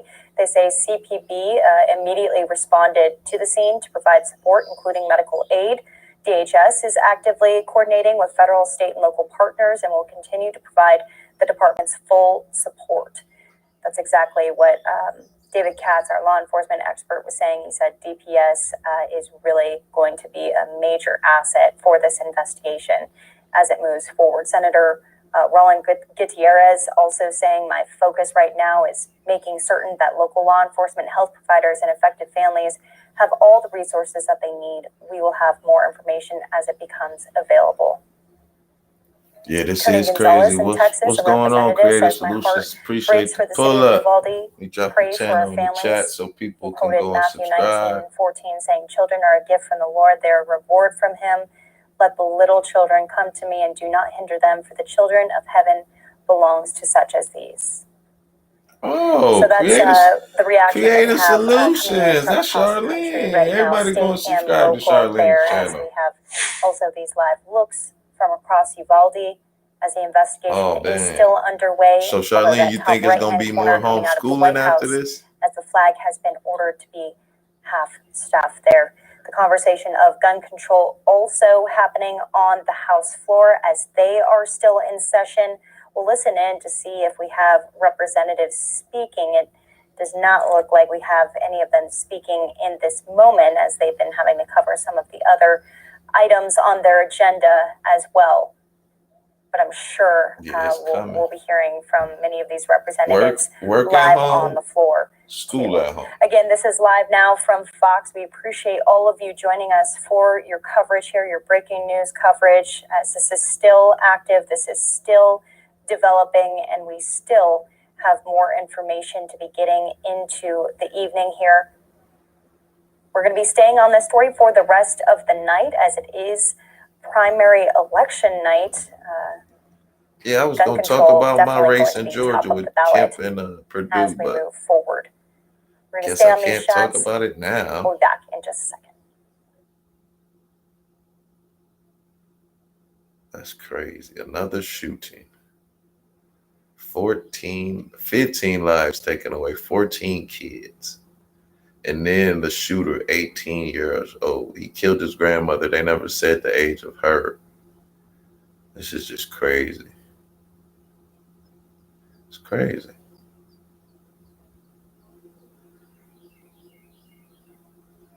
And like, what's the point?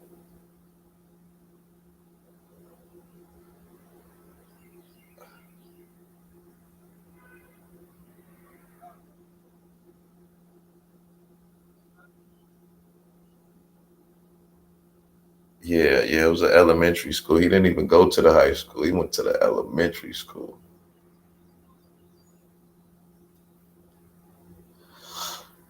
Oh, my God. Excuse me.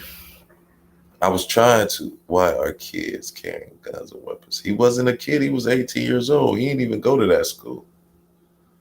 He just went to kill people, unfortunately. Yeah, he didn't even go to the school. They said they was going to do a news press conference. That's what I was trying to wait on. But if they don't do one Welcome back here to Live Now from Fox. We are now just getting in a couple of new feeds here. This one that just popped in. President Biden's arrival, or soon-to-be arrival, in Washington, D.C. following his trip from Asia here, speaking with foreign leaders. He is sure to be commenting on the latest with this shooting out of Uvalde, Texas. It is 3:45 here in Phoenix, Arizona, 6:45 out on the East Coast. We'll be bringing you that arrival live as it happens here. Also taking you out to Washington, D.C., the White House, as most it schools is have half security staffed at resource this moment officers. in honor of those 14 kids and one teacher shot and killed at this elementary school. We also have another live look of an event that should be taking place soon. This is going to be Vice President Kamala Harris. She'll be making remarks at the Pacific American Institute for Congressional Studies. This is their 20th annual awards gala. She's going to speak on the horrific shooting in Texas at the top of her remarks. Police need to stand These watch. remarks at the Renaissance Hotel in Charlene, Washington, there used to be D.C. police officers in my school when I was, live not in here on Live Now elementary from school, but We also definitely have in high school, a couple no middle news school. statements coming in It's from usually lawmakers on Capitol Hill here. I'm going to pop up all of these live looks that we have, both in Washington, D.C. and of Uvalde, Texas, as the investigation is still underway here. Senator Ted Cruz issuing a full statement have not been able to play out up until this point.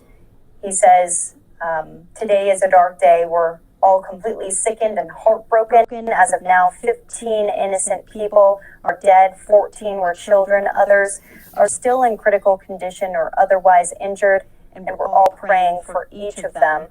I'm grateful for the heroes in law enforcement and first responders who responded to the scene and stopped the killer. Yeah, I don't know how California's He says Heidi and I are lifting up in prayer the entire Uvalde community during not this California, but devastating Texas. time. And then I don't got no kids, so I really don't. That were taken by this.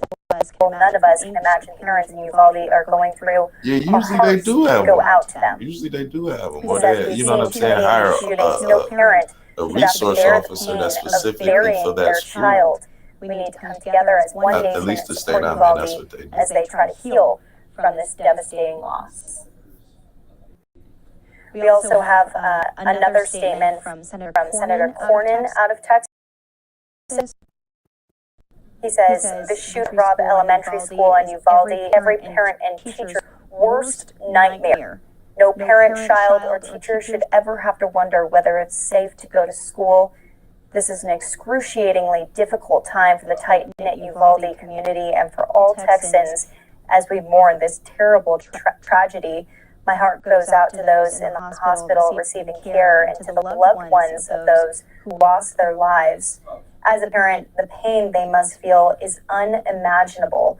I'm in touch with local officials in Uvalde and will continue to monitor the situation. I'm grateful to law enforcement and everyone who worked to stop the shooter and to the medical staff working out to prevent further lost life. That was, again, Senator Cornyn speaking right there. We also have, which is very timely, a tweet from President Biden here $40 billion. as he is making his way to Washington, D.C. He says that he spoke with Governor But you know, Abbott that's what to makes offer America any go so and all great. We don't assistance care he about needs in the ourselves, wake just of the this rest of the horrific world. shooting in Uvalde, Texas.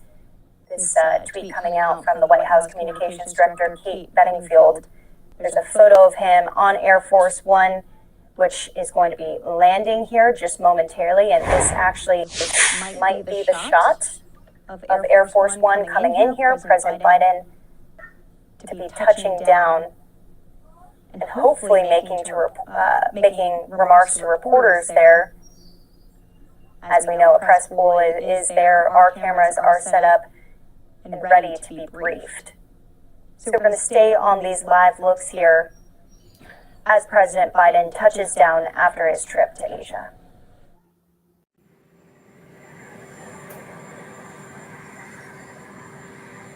That's crazy. You can't even go to the school and you're a parent? That's what I don't understand. That don't make no sense.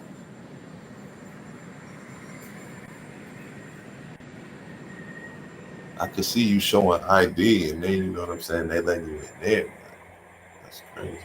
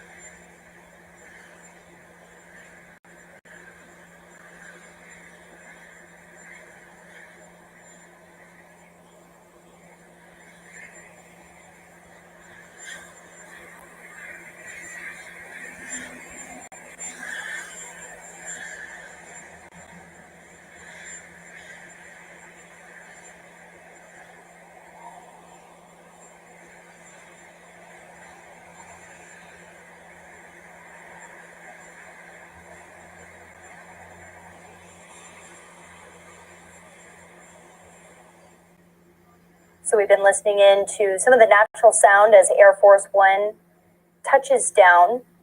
President Biden on board. We just showed you this photo of President Biden as he has been in contact with Governor Abbott to offer any and all assistance he needs in the wake of the horrific shooting in Uvalde, Texas, where 14 kids and one teacher have They been said he was American born. dead. President Biden on the phone in that photo there. Back out to Air Force One, as well as that top right-hand corner where the vice president is expected to be making remarks on the Texas school shooting. That would be at the top of her remarks at the Asian Pacific American Institute for Congressional Studies, their 20th annual awards gala. An unfortunate beginning to the gala there. Definitely something that needs to be touched upon by the vice president. We also have our reporters out on the ground speaking with people in the community he's of of Latin Uvalde, descent, but I think they said he was American born, Shirley. as we have been in full coverage, wall to wall. And the situation is still very, very rare for the small community just I think it was 85 miles but west dang, of it don't San matter if they Antonio. black, they was kids. Today's shooting, the You shouldn't do deadliest that. school shooting in Texas history, coming 4 years after 10 were fatally shot at Santa Fe High School.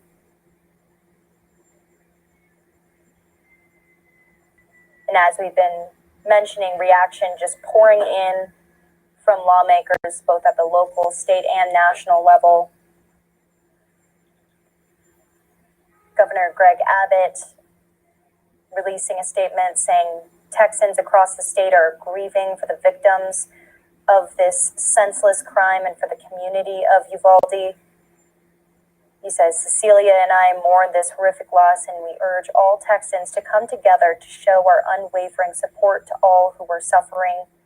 We thank the courageous first responders who worked to finally secure Robb Elementary School. I've instructed the Texas Department of Public Safety and the Texas Rangers to work with local law enforcement to fully investigate the crime. The Texas Division of Emergency Management is charged with providing local officials all resources necessary to respond to this tragedy as the state of Texas works to ensure the community has what it needs to heal. And a lot of to be done in the Uvalde community. At least 15 less people who will be living there. Teacher and 14 children from Robb Elementary School. Many of you who are tuning in and maybe have not been following this story all day. A gunman opening fire at Robb Elementary School in Uvalde, Texas, killing these students. There's still not a lot of information, not a lot of details as to how this all unfolded, why he was there. He was a local high school student at Uvalde High School, that shooter. He was eventually shot and killed as well. So the official count is 16 people dead in Uvalde, Texas because of this incident today. Many of these victims of the shooting reported to the local hospital, some having to be transported to other hospitals. We saw helicopters coming in and flying many of the victims to other hospitals, as there was a helipad, fortunately, at the medical center. There's also other injuries in this shooting here, possibly over a dozen injured, but still, this is all very, very preliminary. Not too much confirmed information, just what we're hearing from Governor Abbott and from some of those local authorities there and from people who are in Uvalde, Texas, communities who saw and heard it unfold. A lot of the eyewitnesses are going to be children from Robb Elementary School who saw the gunfire break out inside of their school there on this Tuesday afternoon as we're coming up on the 4 o'clock hour here in Phoenix, 7 o'clock out on the East Coast. And President Biden now exiting Air Force One, expected to make remarks to reporters there down on the ground. I want to say he got murked, but they didn't say that they killed him. But I'm assuming that they did. They didn't say it was suicide yet. He's not living anymore. Damn, they got a picture of him on 2020 already. I'll be on ABC News.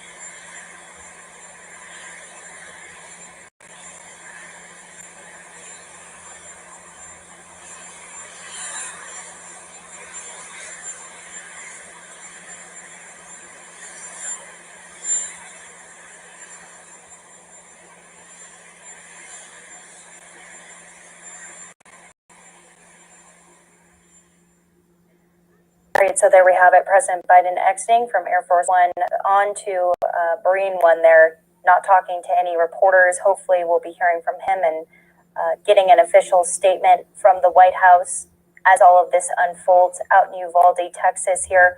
Want to recap for you here on Live Now from Fox some of the feeds that we are getting in. This is a zoomed in version as President Biden has now arrived back in the United States after his trip to Asia here. We also are getting in this live look. We'll hopefully be hearing from the Vice President, Kamala Harris, about her thoughts on Texas. She is speaking at the Asian Pacific American Institute for the Congressional Studies at their awards gala. That has not yet started, and so we'll be taking it to you live when it does eventually happen, and then back out to the breaking news scene as it is still walled off to media members. 14 kids and a teacher shot and killed in this mass shooting in Uvalde, Texas. We have more details and reaction from community members down on the ground when we come back.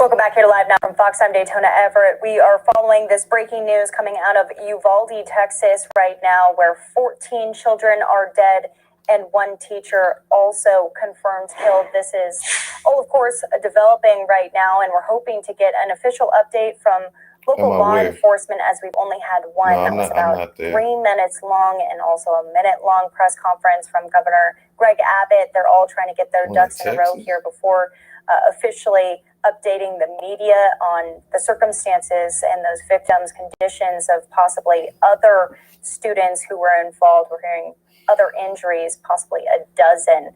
This is all preliminary, and we're bringing you stuff as we have it, any information as it comes into the newsroom here. We also have some other live events coming into the newsroom. Vice President Kamala Harris set to give remarks at the Asian Pacific American Institute at their awards gala. She's going to speak and mention the shooting in Texas on top of other remarks as well. We also had President Biden just touch down in the United States as he has been in Asia over the weekend, speaking with foreign leaders, but now having to confront the situation here at home in the United States, in Texas. This is a photo of him aboard Air Force One. He says that he has spoken with Governor Abbott, offering all assistance that he needs in the wake of this horrific shooting in Uvalde, Texas. Well, this is obviously very fresh for anyone who lives in Uvalde, and reporters are there trying to speak with many of the family members and even community members about what's going on here. We want to go out to some of the interviews that our teams have been doing there down on the ground. Take a listen. It's my school. I consider it, our school. So it's just breaking my heart.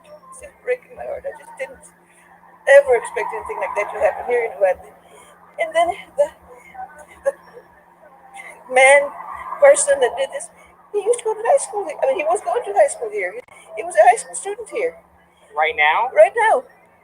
And his grandmother, I know her, the one he shot, the lady, the 66-year-old, that was his grandmother. And that he shot before he went over there to do whatever. And I don't know who the teacher is. Right. Is it just hard to put into words? I mean, I can see it in your eyes. You're like... I couldn't believe it. But I was watching. They said, no, I'm not going to watch anymore. I don't want to hear it. I don't want to hear it anymore. It's just so hard. I said, that was where I worked for 25 years. My husband was a principal there. My son went to school there. I'm so sorry. What was your name? My name is Olivia Ibarra. Olivia Ibarra. Yeah, my husband was Valeriano Puy Ibarra. Just pray for the Uvalde, right? That's all we can do. That's all we can do now. That's all we can do now. So, but thank you. Okay, so that woman saying that she actually knows the grandmother of the suspect, in which we are hearing that he also shot and killed his grandmother too. We're now going to hear from family members of one of the students at Robb Elementary School. There's no word on where her whereabouts are, and we're just hoping that she's sound and safe or still with life. And she's a student at Robb. She's a student at Robb Elementary, yes. So tell us about her name, who she is, how old, and what grade. Her name is Ileana Torres, and she is 10 years old, and she's a fourth grader. She's a fourth grader. But nothing at all. But nothing at all. It's been hours of devastation, just waiting, and there's no answers. So you came here to the hospital to see if she was here, or? We've been here all day. How they were identifying people, and they said everybody had been identified, and she wasn't one of them that was identified. She wasn't there. Oh my gosh. I just can't even imagine what you guys are going through right now. Yeah, so. They never said. So what do we do now? I guess we're gonna have to play the sit and wait game to see what else is there to do. You said something to me before that she's like a daughter to you guys. Yeah, she's like a daughter to us. Why is that? Because she grew up with us, and we literally helped my sister raise her, and so she's like a daughter that I've never had. She's our baby. Can you share insight as was she excited about school was ending, with going to school and things like She that? was excited. She was excited that school was ending, and she was also excited because she had a softball game today. She was excited because it was her last game, and that she was excited about being nominated All Stars. She was nervous. What if they pick me? What if? What if? She had a long day ahead of her today, and this tragedy happened. It's hard to make sense of it. Yeah. I'm sure it was really rough being in there too, in the Yes. hospital. Yes. Seeing all these parents with their loved ones, and some of them made it. Some of them made it. Some of them didn't make it, and it's terrifying. Can you give us your name, please? Leandra Vera. And spell it for me. Leandravera. Did you have a picture of Leon? Yes.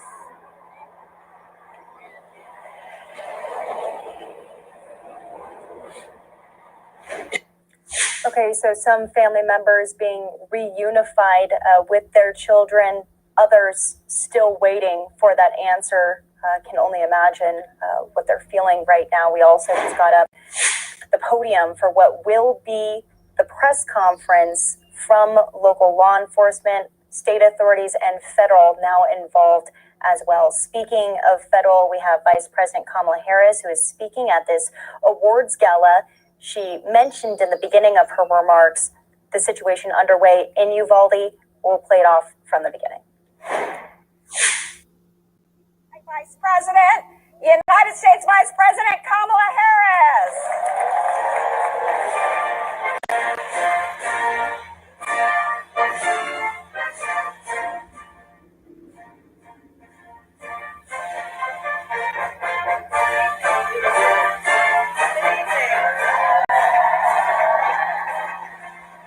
Thank you. Please sit, everyone. Thank you. What an incredible room. And Judy Chu, thank you for that introduction and for your leadership on so many levels. Tonight's a rough night. We planned for a great celebration, but I'm sure most of you have heard the tragic news about what has happened in Texas. So I had prepared comments about tonight, which I will speak, but I just first want to begin by saying a few words about the tragedy that occurred today in Uvalde, Texas. As many of you know, the reports are that it was a mass shooting at an elementary school, and the preliminary reports are that 14 children have been killed. And the details are still coming in, and of course the president and I are monitoring the situation. So while we don't know all the details yet, we do know that there are parents who have lost children, families that have lost children, and their loved ones, of course, and many others who may have been injured. So I would normally say in a moment like this, we would all say naturally that our hearts break, but our hearts keep getting broken. You know, I think there's so many elect leaders in this room. You know what I'm talking about. Every time a tragedy like this happens, our hearts break. And our broken hearts are next to the broken hearts of those families. I think we all know and have said many times with each other, enough is enough. Enough is enough. As a nation,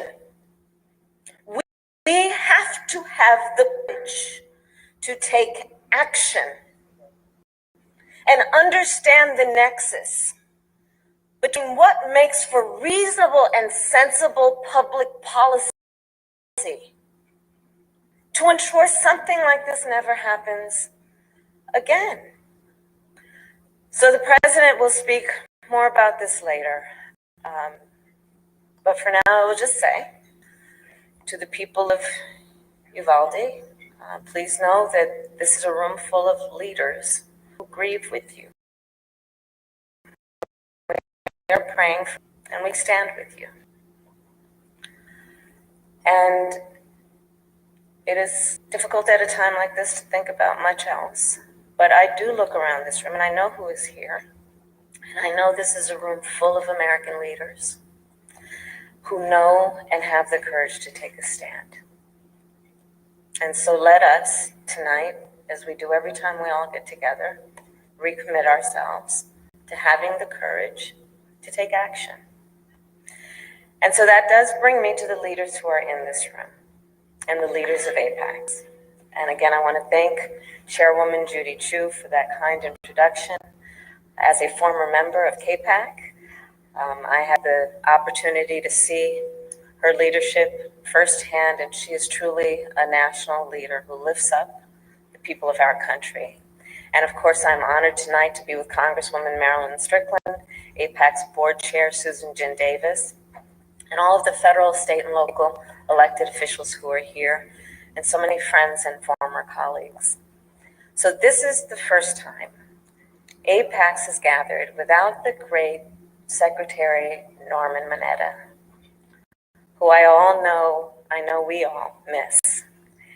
And, you know, Norm showed us what a leader could be. I love Norm. I knew Norm.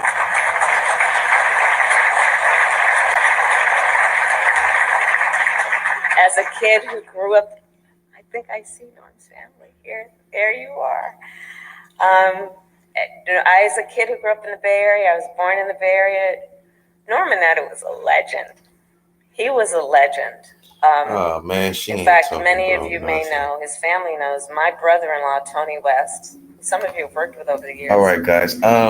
He was an I'm about to end it, but I'm gonna try and do another stream Mineta's again office. later. I was gonna do something totally different, When but Tony was so I just decided very, to do this one. very Unless mature y'all want me to 11-year-old. stay, y'all want me to stay on? Y'all want me to keep that's this the going, kind or of what? leader Norm Should I Mineta end it? was. I have to He, end if it he were in a here, would minute, have though, great but, I was expectations trying of to wait us on them to in do the terms of news what conference. this Seems like requires they're of us doing as one. leaders. But throughout his life, as long as any of us have known him, and we will carry our knowledge of him and memory, he never thought that anyone was too young or too small to deserve his attention and concern and investment. That's the kind of leader Norm Mineta was. He was a leader who understood what is possible and a leader who understood what must be. And as I think about it going forward, I say that, you know, Norm is somebody who had the ability to, out of great sacrifice, All right, great Lemon, I'm staying, man. I'm staying. always still be so optimistic about who we are as a country. As we all know, he endured through his own life experiences, along with approximately 120,000 other Japanese Americans, virtual incarceration. We called it for many years internment. But Norm decided that he understood the power of a government. He endured. He understood what a government could do. And he said, because he was the kind of leader, I'm going to go inside. I'm going to run for office. I'm going to hold office. And I'm going to lead about the best of who we are. Norm saw America during one of our darkest hours. And even so, he never gave up on our country. Instead, he chose to devote his career to public service. And he worked tirelessly to make our nation stronger, safer, and more just. And he was relentless in his efforts to bring together the AA and HPI community in pursuit of a better future. As he once said, and I will quote, "If we will act together, then we are strong enough to withstand any evil, internal or external, that threatens to unravel this beautiful tapestry that is America." You know the feds ain't talking right now, Lemon. This room. After the events of today, And the last 2 weeks in Buffalo, Laguna Woods, and Dallas, Norm's words take on a new sense of urgency. Today, we are witnessing again and again the terrible consequences of hate and the consequences of violence. But let's not lose sight of the beautiful tapestry that Norm spoke of, because I do believe our country still embodies a most profound belief that we are in this together as one nation, undivided, out of many, one. And so this is a moment that calls on us to take action. A moment once again for all of us to join together in the collective fight against hate and toward a better future for all people. And now I'm speaking specifically of the events, not today, that have occurred though, in the last couple of weeks and for years. For nearly decades, APACS has done outstanding work to promote AA and NHPI, participation and representation in all levels of government. Well, we've been listening in to Vice President Kamala Harris at this awards gala here, but mentioning the shooting in Uvalde, Texas, which we are going to be getting an update on that in the next 10 minutes. Or in the meantime, we want to go into some of the coverage from our sister station, Fox 26 in Houston, as they have reporters on the road headed to Uvalde to try to get more information, as this is still evolving, possibly a larger count than 14 kids and one teacher dead in the mass shooting here. Here's more. Students, and we do have some deaths.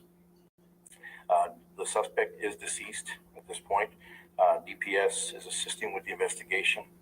And at this point, the investigation is leading to tell us that the suspect did act alone during this heinous crime. Families are being notified, and we are providing services to them as the district should. As far as the rest of the district is concerned, safety measures were taken to make sure that we had a safe release for the rest of the district throughout our city of Uvalde. And we had numerous law enforcement officers and agencies that assisted with the safety release for those students. We do want to keep all our families in their prayers. I hope you do as well. And we also want to respect the privacy of the family. The crime scene is still being worked on. And again, we'll notify the parents and the families as soon as we have some news for them. Students at Robb Elementary School have been transported to a nearby civic center to be reunited with family. But right now, a notice on the Robb Elementary School website tells parents, please do not pick up students at this time. Students need to be accounted for before they are released to your care.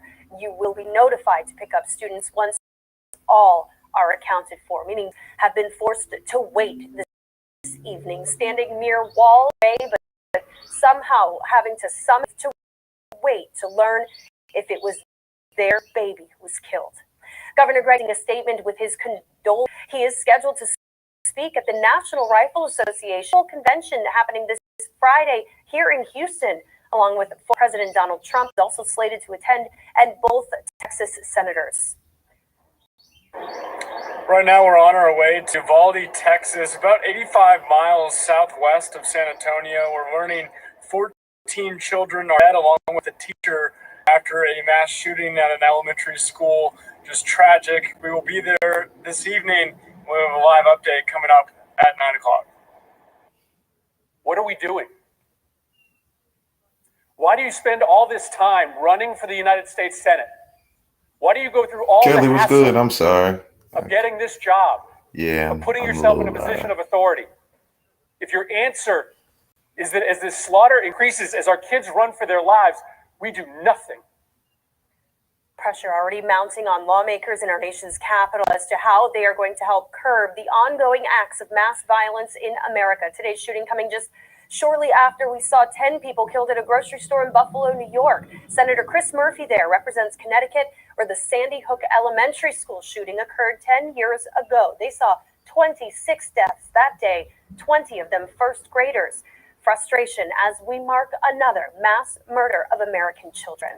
You can keep track of updates on today's tragedy in Uvalde with those live updates on our website, fox26houston.com. also available through our free news app. President Biden is slated to give remarks on the shooting tonight. As soon as he lands from his trip overseas, he is being briefed along the way.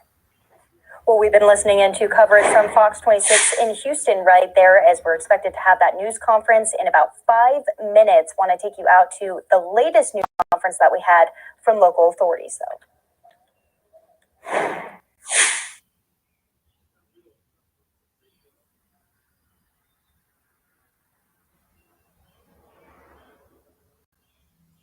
Questions. We will give you a time and we'll be addressing the media soon. At approximately 11:32 a.m. this morning, there was a mass casualty incident at Robb Elementary School in Uvalde, Texas. The school has children that are in 2nd, 3rd, and 4th grade.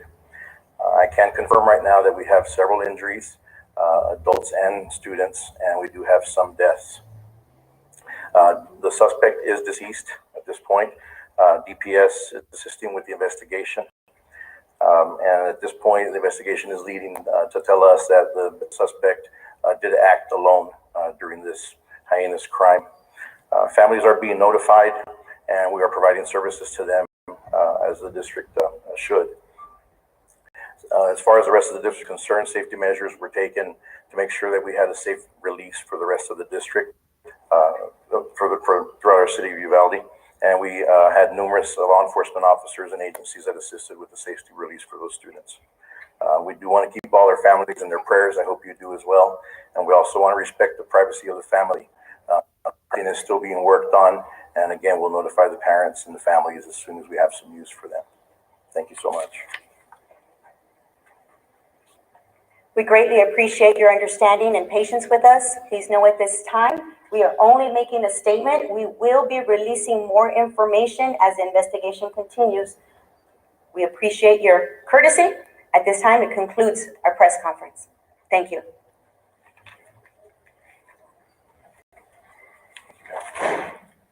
So that press conference was a few hours ago now. This is going to be the most recent one, supposed to start in about 4 minutes here.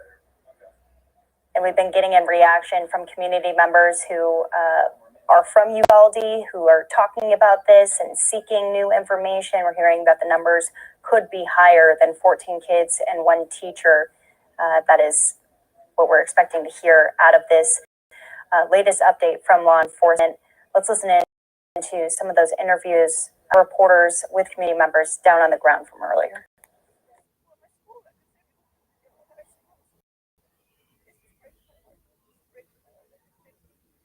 Ever expect anything like that to happen. And then the person that did this, he used to go to high school. I mean, he was going to high school here. He was a high school student here. Right now? Right now. And his grandmother, I know her, the one he shot, the lady, the 66-year-old, that was his grandmother that he shot before he went over there to do whatever. And I don't know who the teacher is. Right. Is it just hard to put into words? I mean, I can see it in your eyes. You're like... I couldn't believe it. But I was watching it. I said, no, I'm not going to watch anymore. I don't want to hear it. I don't want to hear it anymore. It's just so hard. That was where I worked for 25 years. My husband was a principal there. My son went to school there. I'm so sorry. What was your name? My name was Olivia Ibarra. Olivia Ibarra. Yeah, my husband was Valeriano Puy Ibarra. Just pray for the Uvalde, right? That's all we can do. That's all we can do now. That's all we can do now. There's no word on where her whereabouts are, and we're just hoping that she's sound and safe or still with life. And she's a student at Robb. She's a student at Robb Elementary, yes. So tell us about her name, who she is, how old, and what grade. Her name is Ileana Torres, and she is 10 years old, and she's a 4th grader. A 4th grader. But nothing at all. But nothing at all. It's been hours of devastation just waiting, and there's no answers. So you came here to the hospital to see if she was here, or? We've been here all day.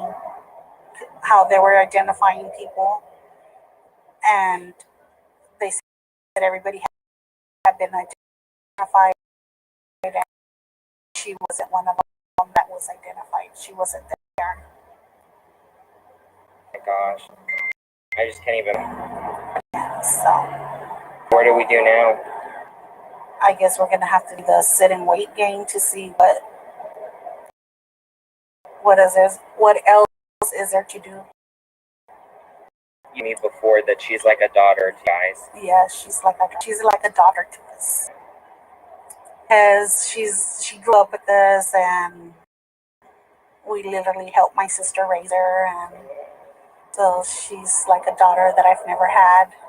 She's our baby. Can you share insight as was she excited about school was ending, with going to school and things like She that? was excited. She was excited that school was ending, and she was also excited because she had a softball game today. Excited because it was her last game. She was excited about being nominated for All Stars. She was nervous. What if they pick me? What if? She had a long day ahead of her today, and this tragedy happened. It's hard to make sense of it. Yeah. I'm sure it was really rough being in there too, in the hospital. Yes. Seeing all these parents with their loved ones, and some of them made it. Some of them made it. Some of them didn't make it, and it's terrifying. Can you give us your name, please? Leandra Vera. And spell it? LeandraVera. Did you have a picture of Leon? We want to take you back out live to where this press conference is supposed to be starting here. It's 4:30 here in Phoenix, 7:30 out on the East Coast. We'll be getting new details on the conditions of many of these students who were said to be injured. As of right now, we have confirmed 14 kids, 1 teacher dead in this mass shooting in Uvalde, Texas here. We're going to stay on this shot as it should be beginning in just moments.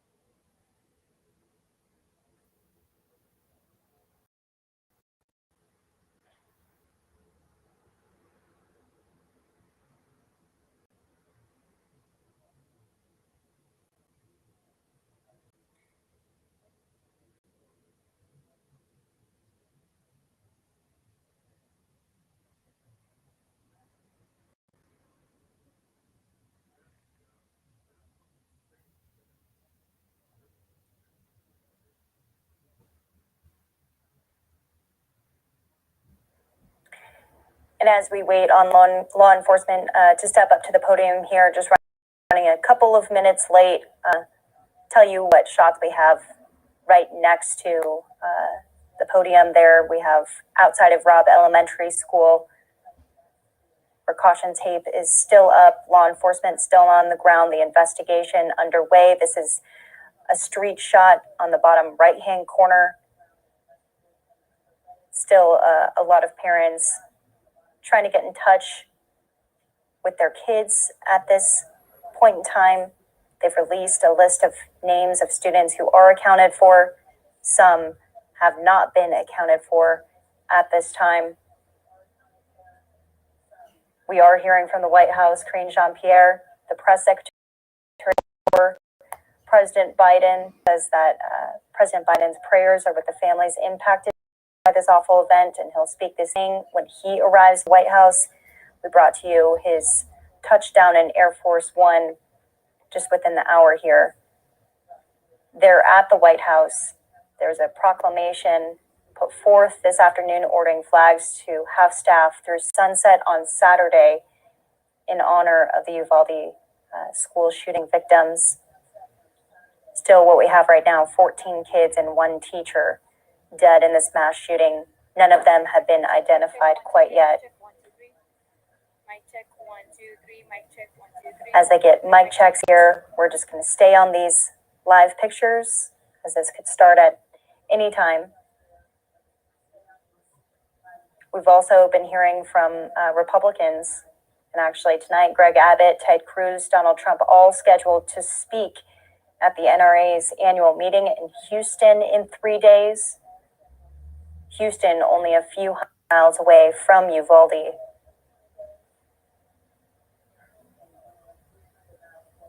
Joe Biden, the First Lady, tweeting out right now. We'll pull it up for you. As this hasn't started quite yet, she said, "Lord, enough.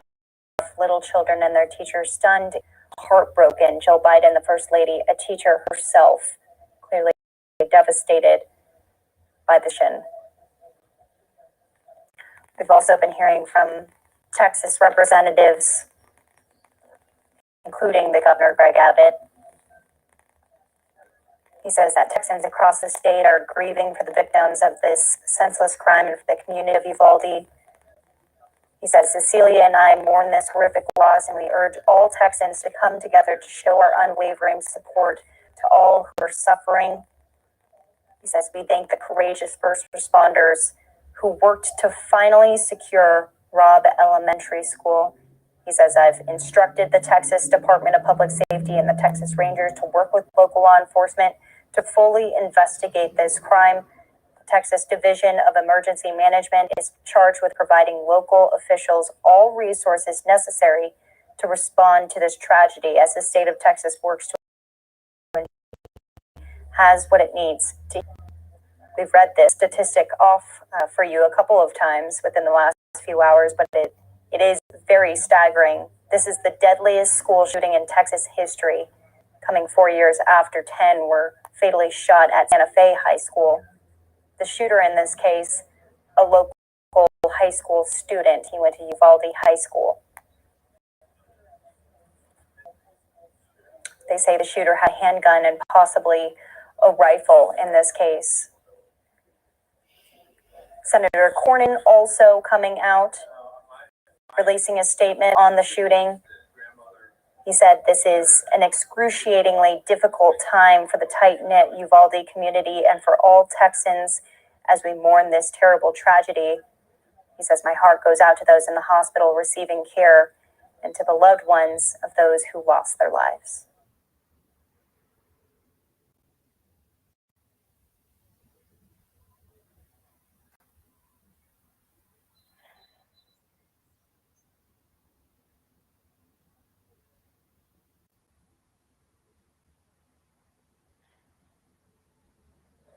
And as we said, we are awaiting this press conference to get some official information, new details on the investigation underway, although we do have new information coming into the newsroom as of right now. I want to switch that banner for you at the bottom. Now we're hearing 18 kids and 3 adults have been confirmed dead in the mass shooting. This is according to Texas DPS. Again, 18 kids, 3 adults. Still none of the adults and none of these children having their identities released quite yet. This is very common for especially situations involving children, as they are minors, and many of the families maybe haven't even been informed yet themselves, so they have to go about this with lots of precaution. That's crazy.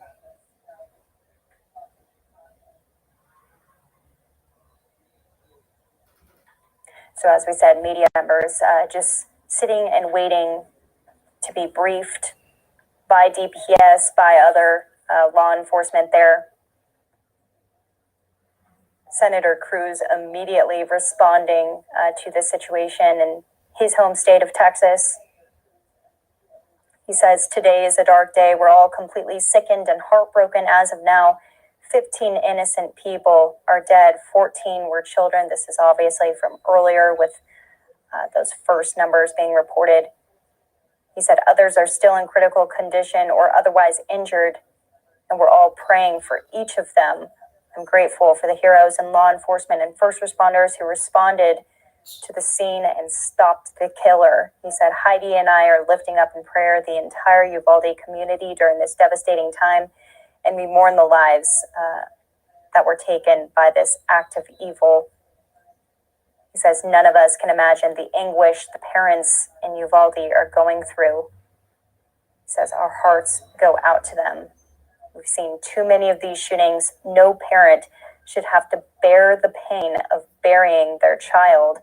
We need to come together as one nation and support Uvalde as they try to heal. This is a closer look of the microphone as they are running about 10 minutes late now for this press conference.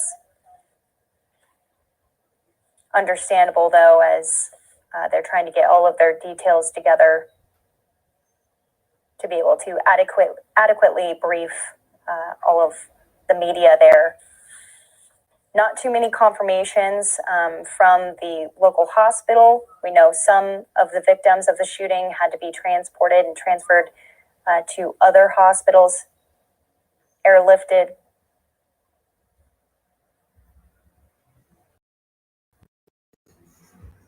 And once again, Texas DPS updating those numbers now.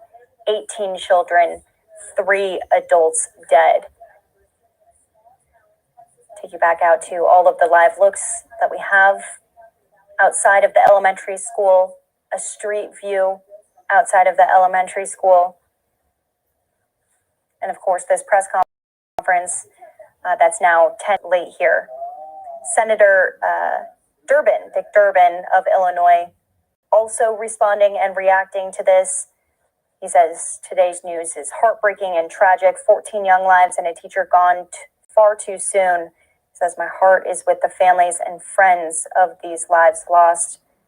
I beg my Republican colleagues to join Democrats in finally making changes to our gun laws to help prevent Americans from reliving this gun tragedy far too often. We cannot continue to sit on our hands and allow innocent lives to be lost. Congress must act, and Congress definitely acting today as this was top of mind on the House floor. Many representatives laying their foot down and putting gun control or the gun.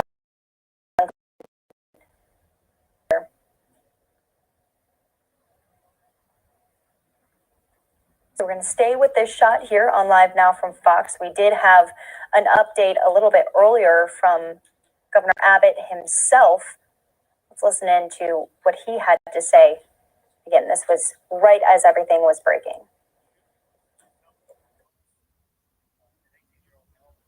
In Uvalde, it's believed that he abandoned his vehicle and entered into the Robb Elementary School in Uvalde with a handgun, and he may have also had a rifle, but that is not yet confirmed. The shooter was Salvador Romas, an 18-year-old male who resided in Uvalde. It's believed that he abandoned his vehicle and entered into the Robb Elementary School in Uvalde with a handgun, and he may have also had a rifle, but that is not yet confirmed according to my most recent report. He shot and killed horrifically, incomprehensibly, students and killed a teacher. Mr. Romas, the shooter, he himself is deceased and is believed that responding officers killed him. The shooter. So Governor Abbott confirming that responding officers killed the shooter there at the scene. So tacking on that one to the lives lost here, as Texas DPS has since said, 18 kids and 3 adults have been confirmed dead in this mass shooting in Uvalde, Texas. Well, we were mentioning remarks that were being made on the House floor today and on the Senate floor on the Texas school shooting. Senator Chris Murphy making these remarks earlier. Present. Senator from Connecticut.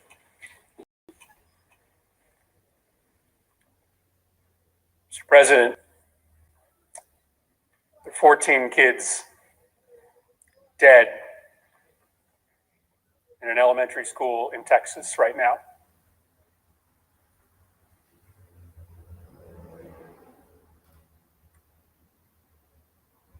What are we doing? What are we doing after a shooter walked into a grocery store to gun down African American patrons? We have another Sandy Hook on our hands. What are we doing? There have been more mass shootings than days in the year. Our kids are living in fear every single time they set foot in the classroom because they think they're going to be next.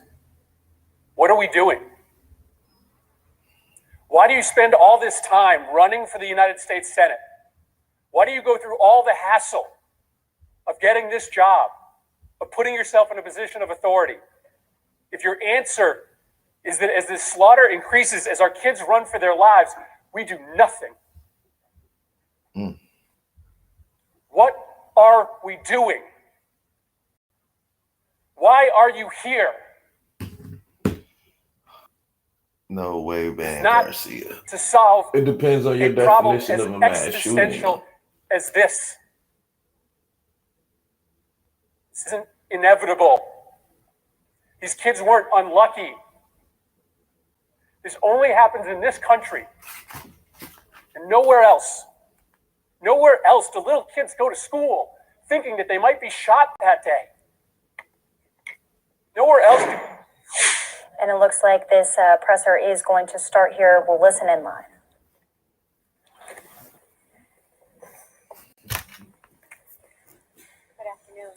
Good afternoon. I'm Anne Marie, Executive Director of Communication for Uvalde CISD. Please understand, at this time, we come to you to share information, writing a statement and not taking any questions, for the investigation is not complete. This is a tragic time in our district, and we greatly appreciate your patience and understanding. Here to provide a short statement and not take any questions is our Uvalde CISD Chief of Police, Pete Arredondo.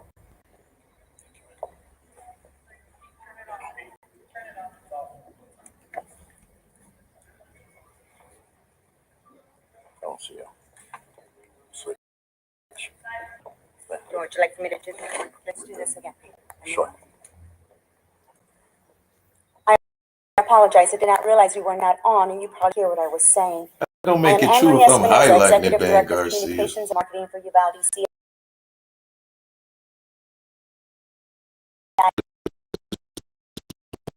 So the investigation only be sharing a statement, not providing questions. We greatly appreciate your patience and understanding.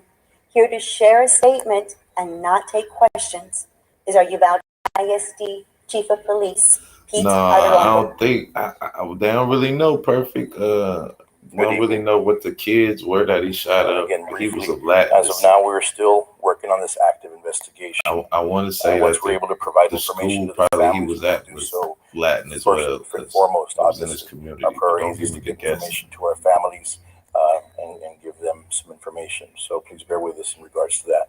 Secondly, once we do get some information that we can release to the public, we will be doing that. So please know once we do get some information, we will share that with you and call another press conference.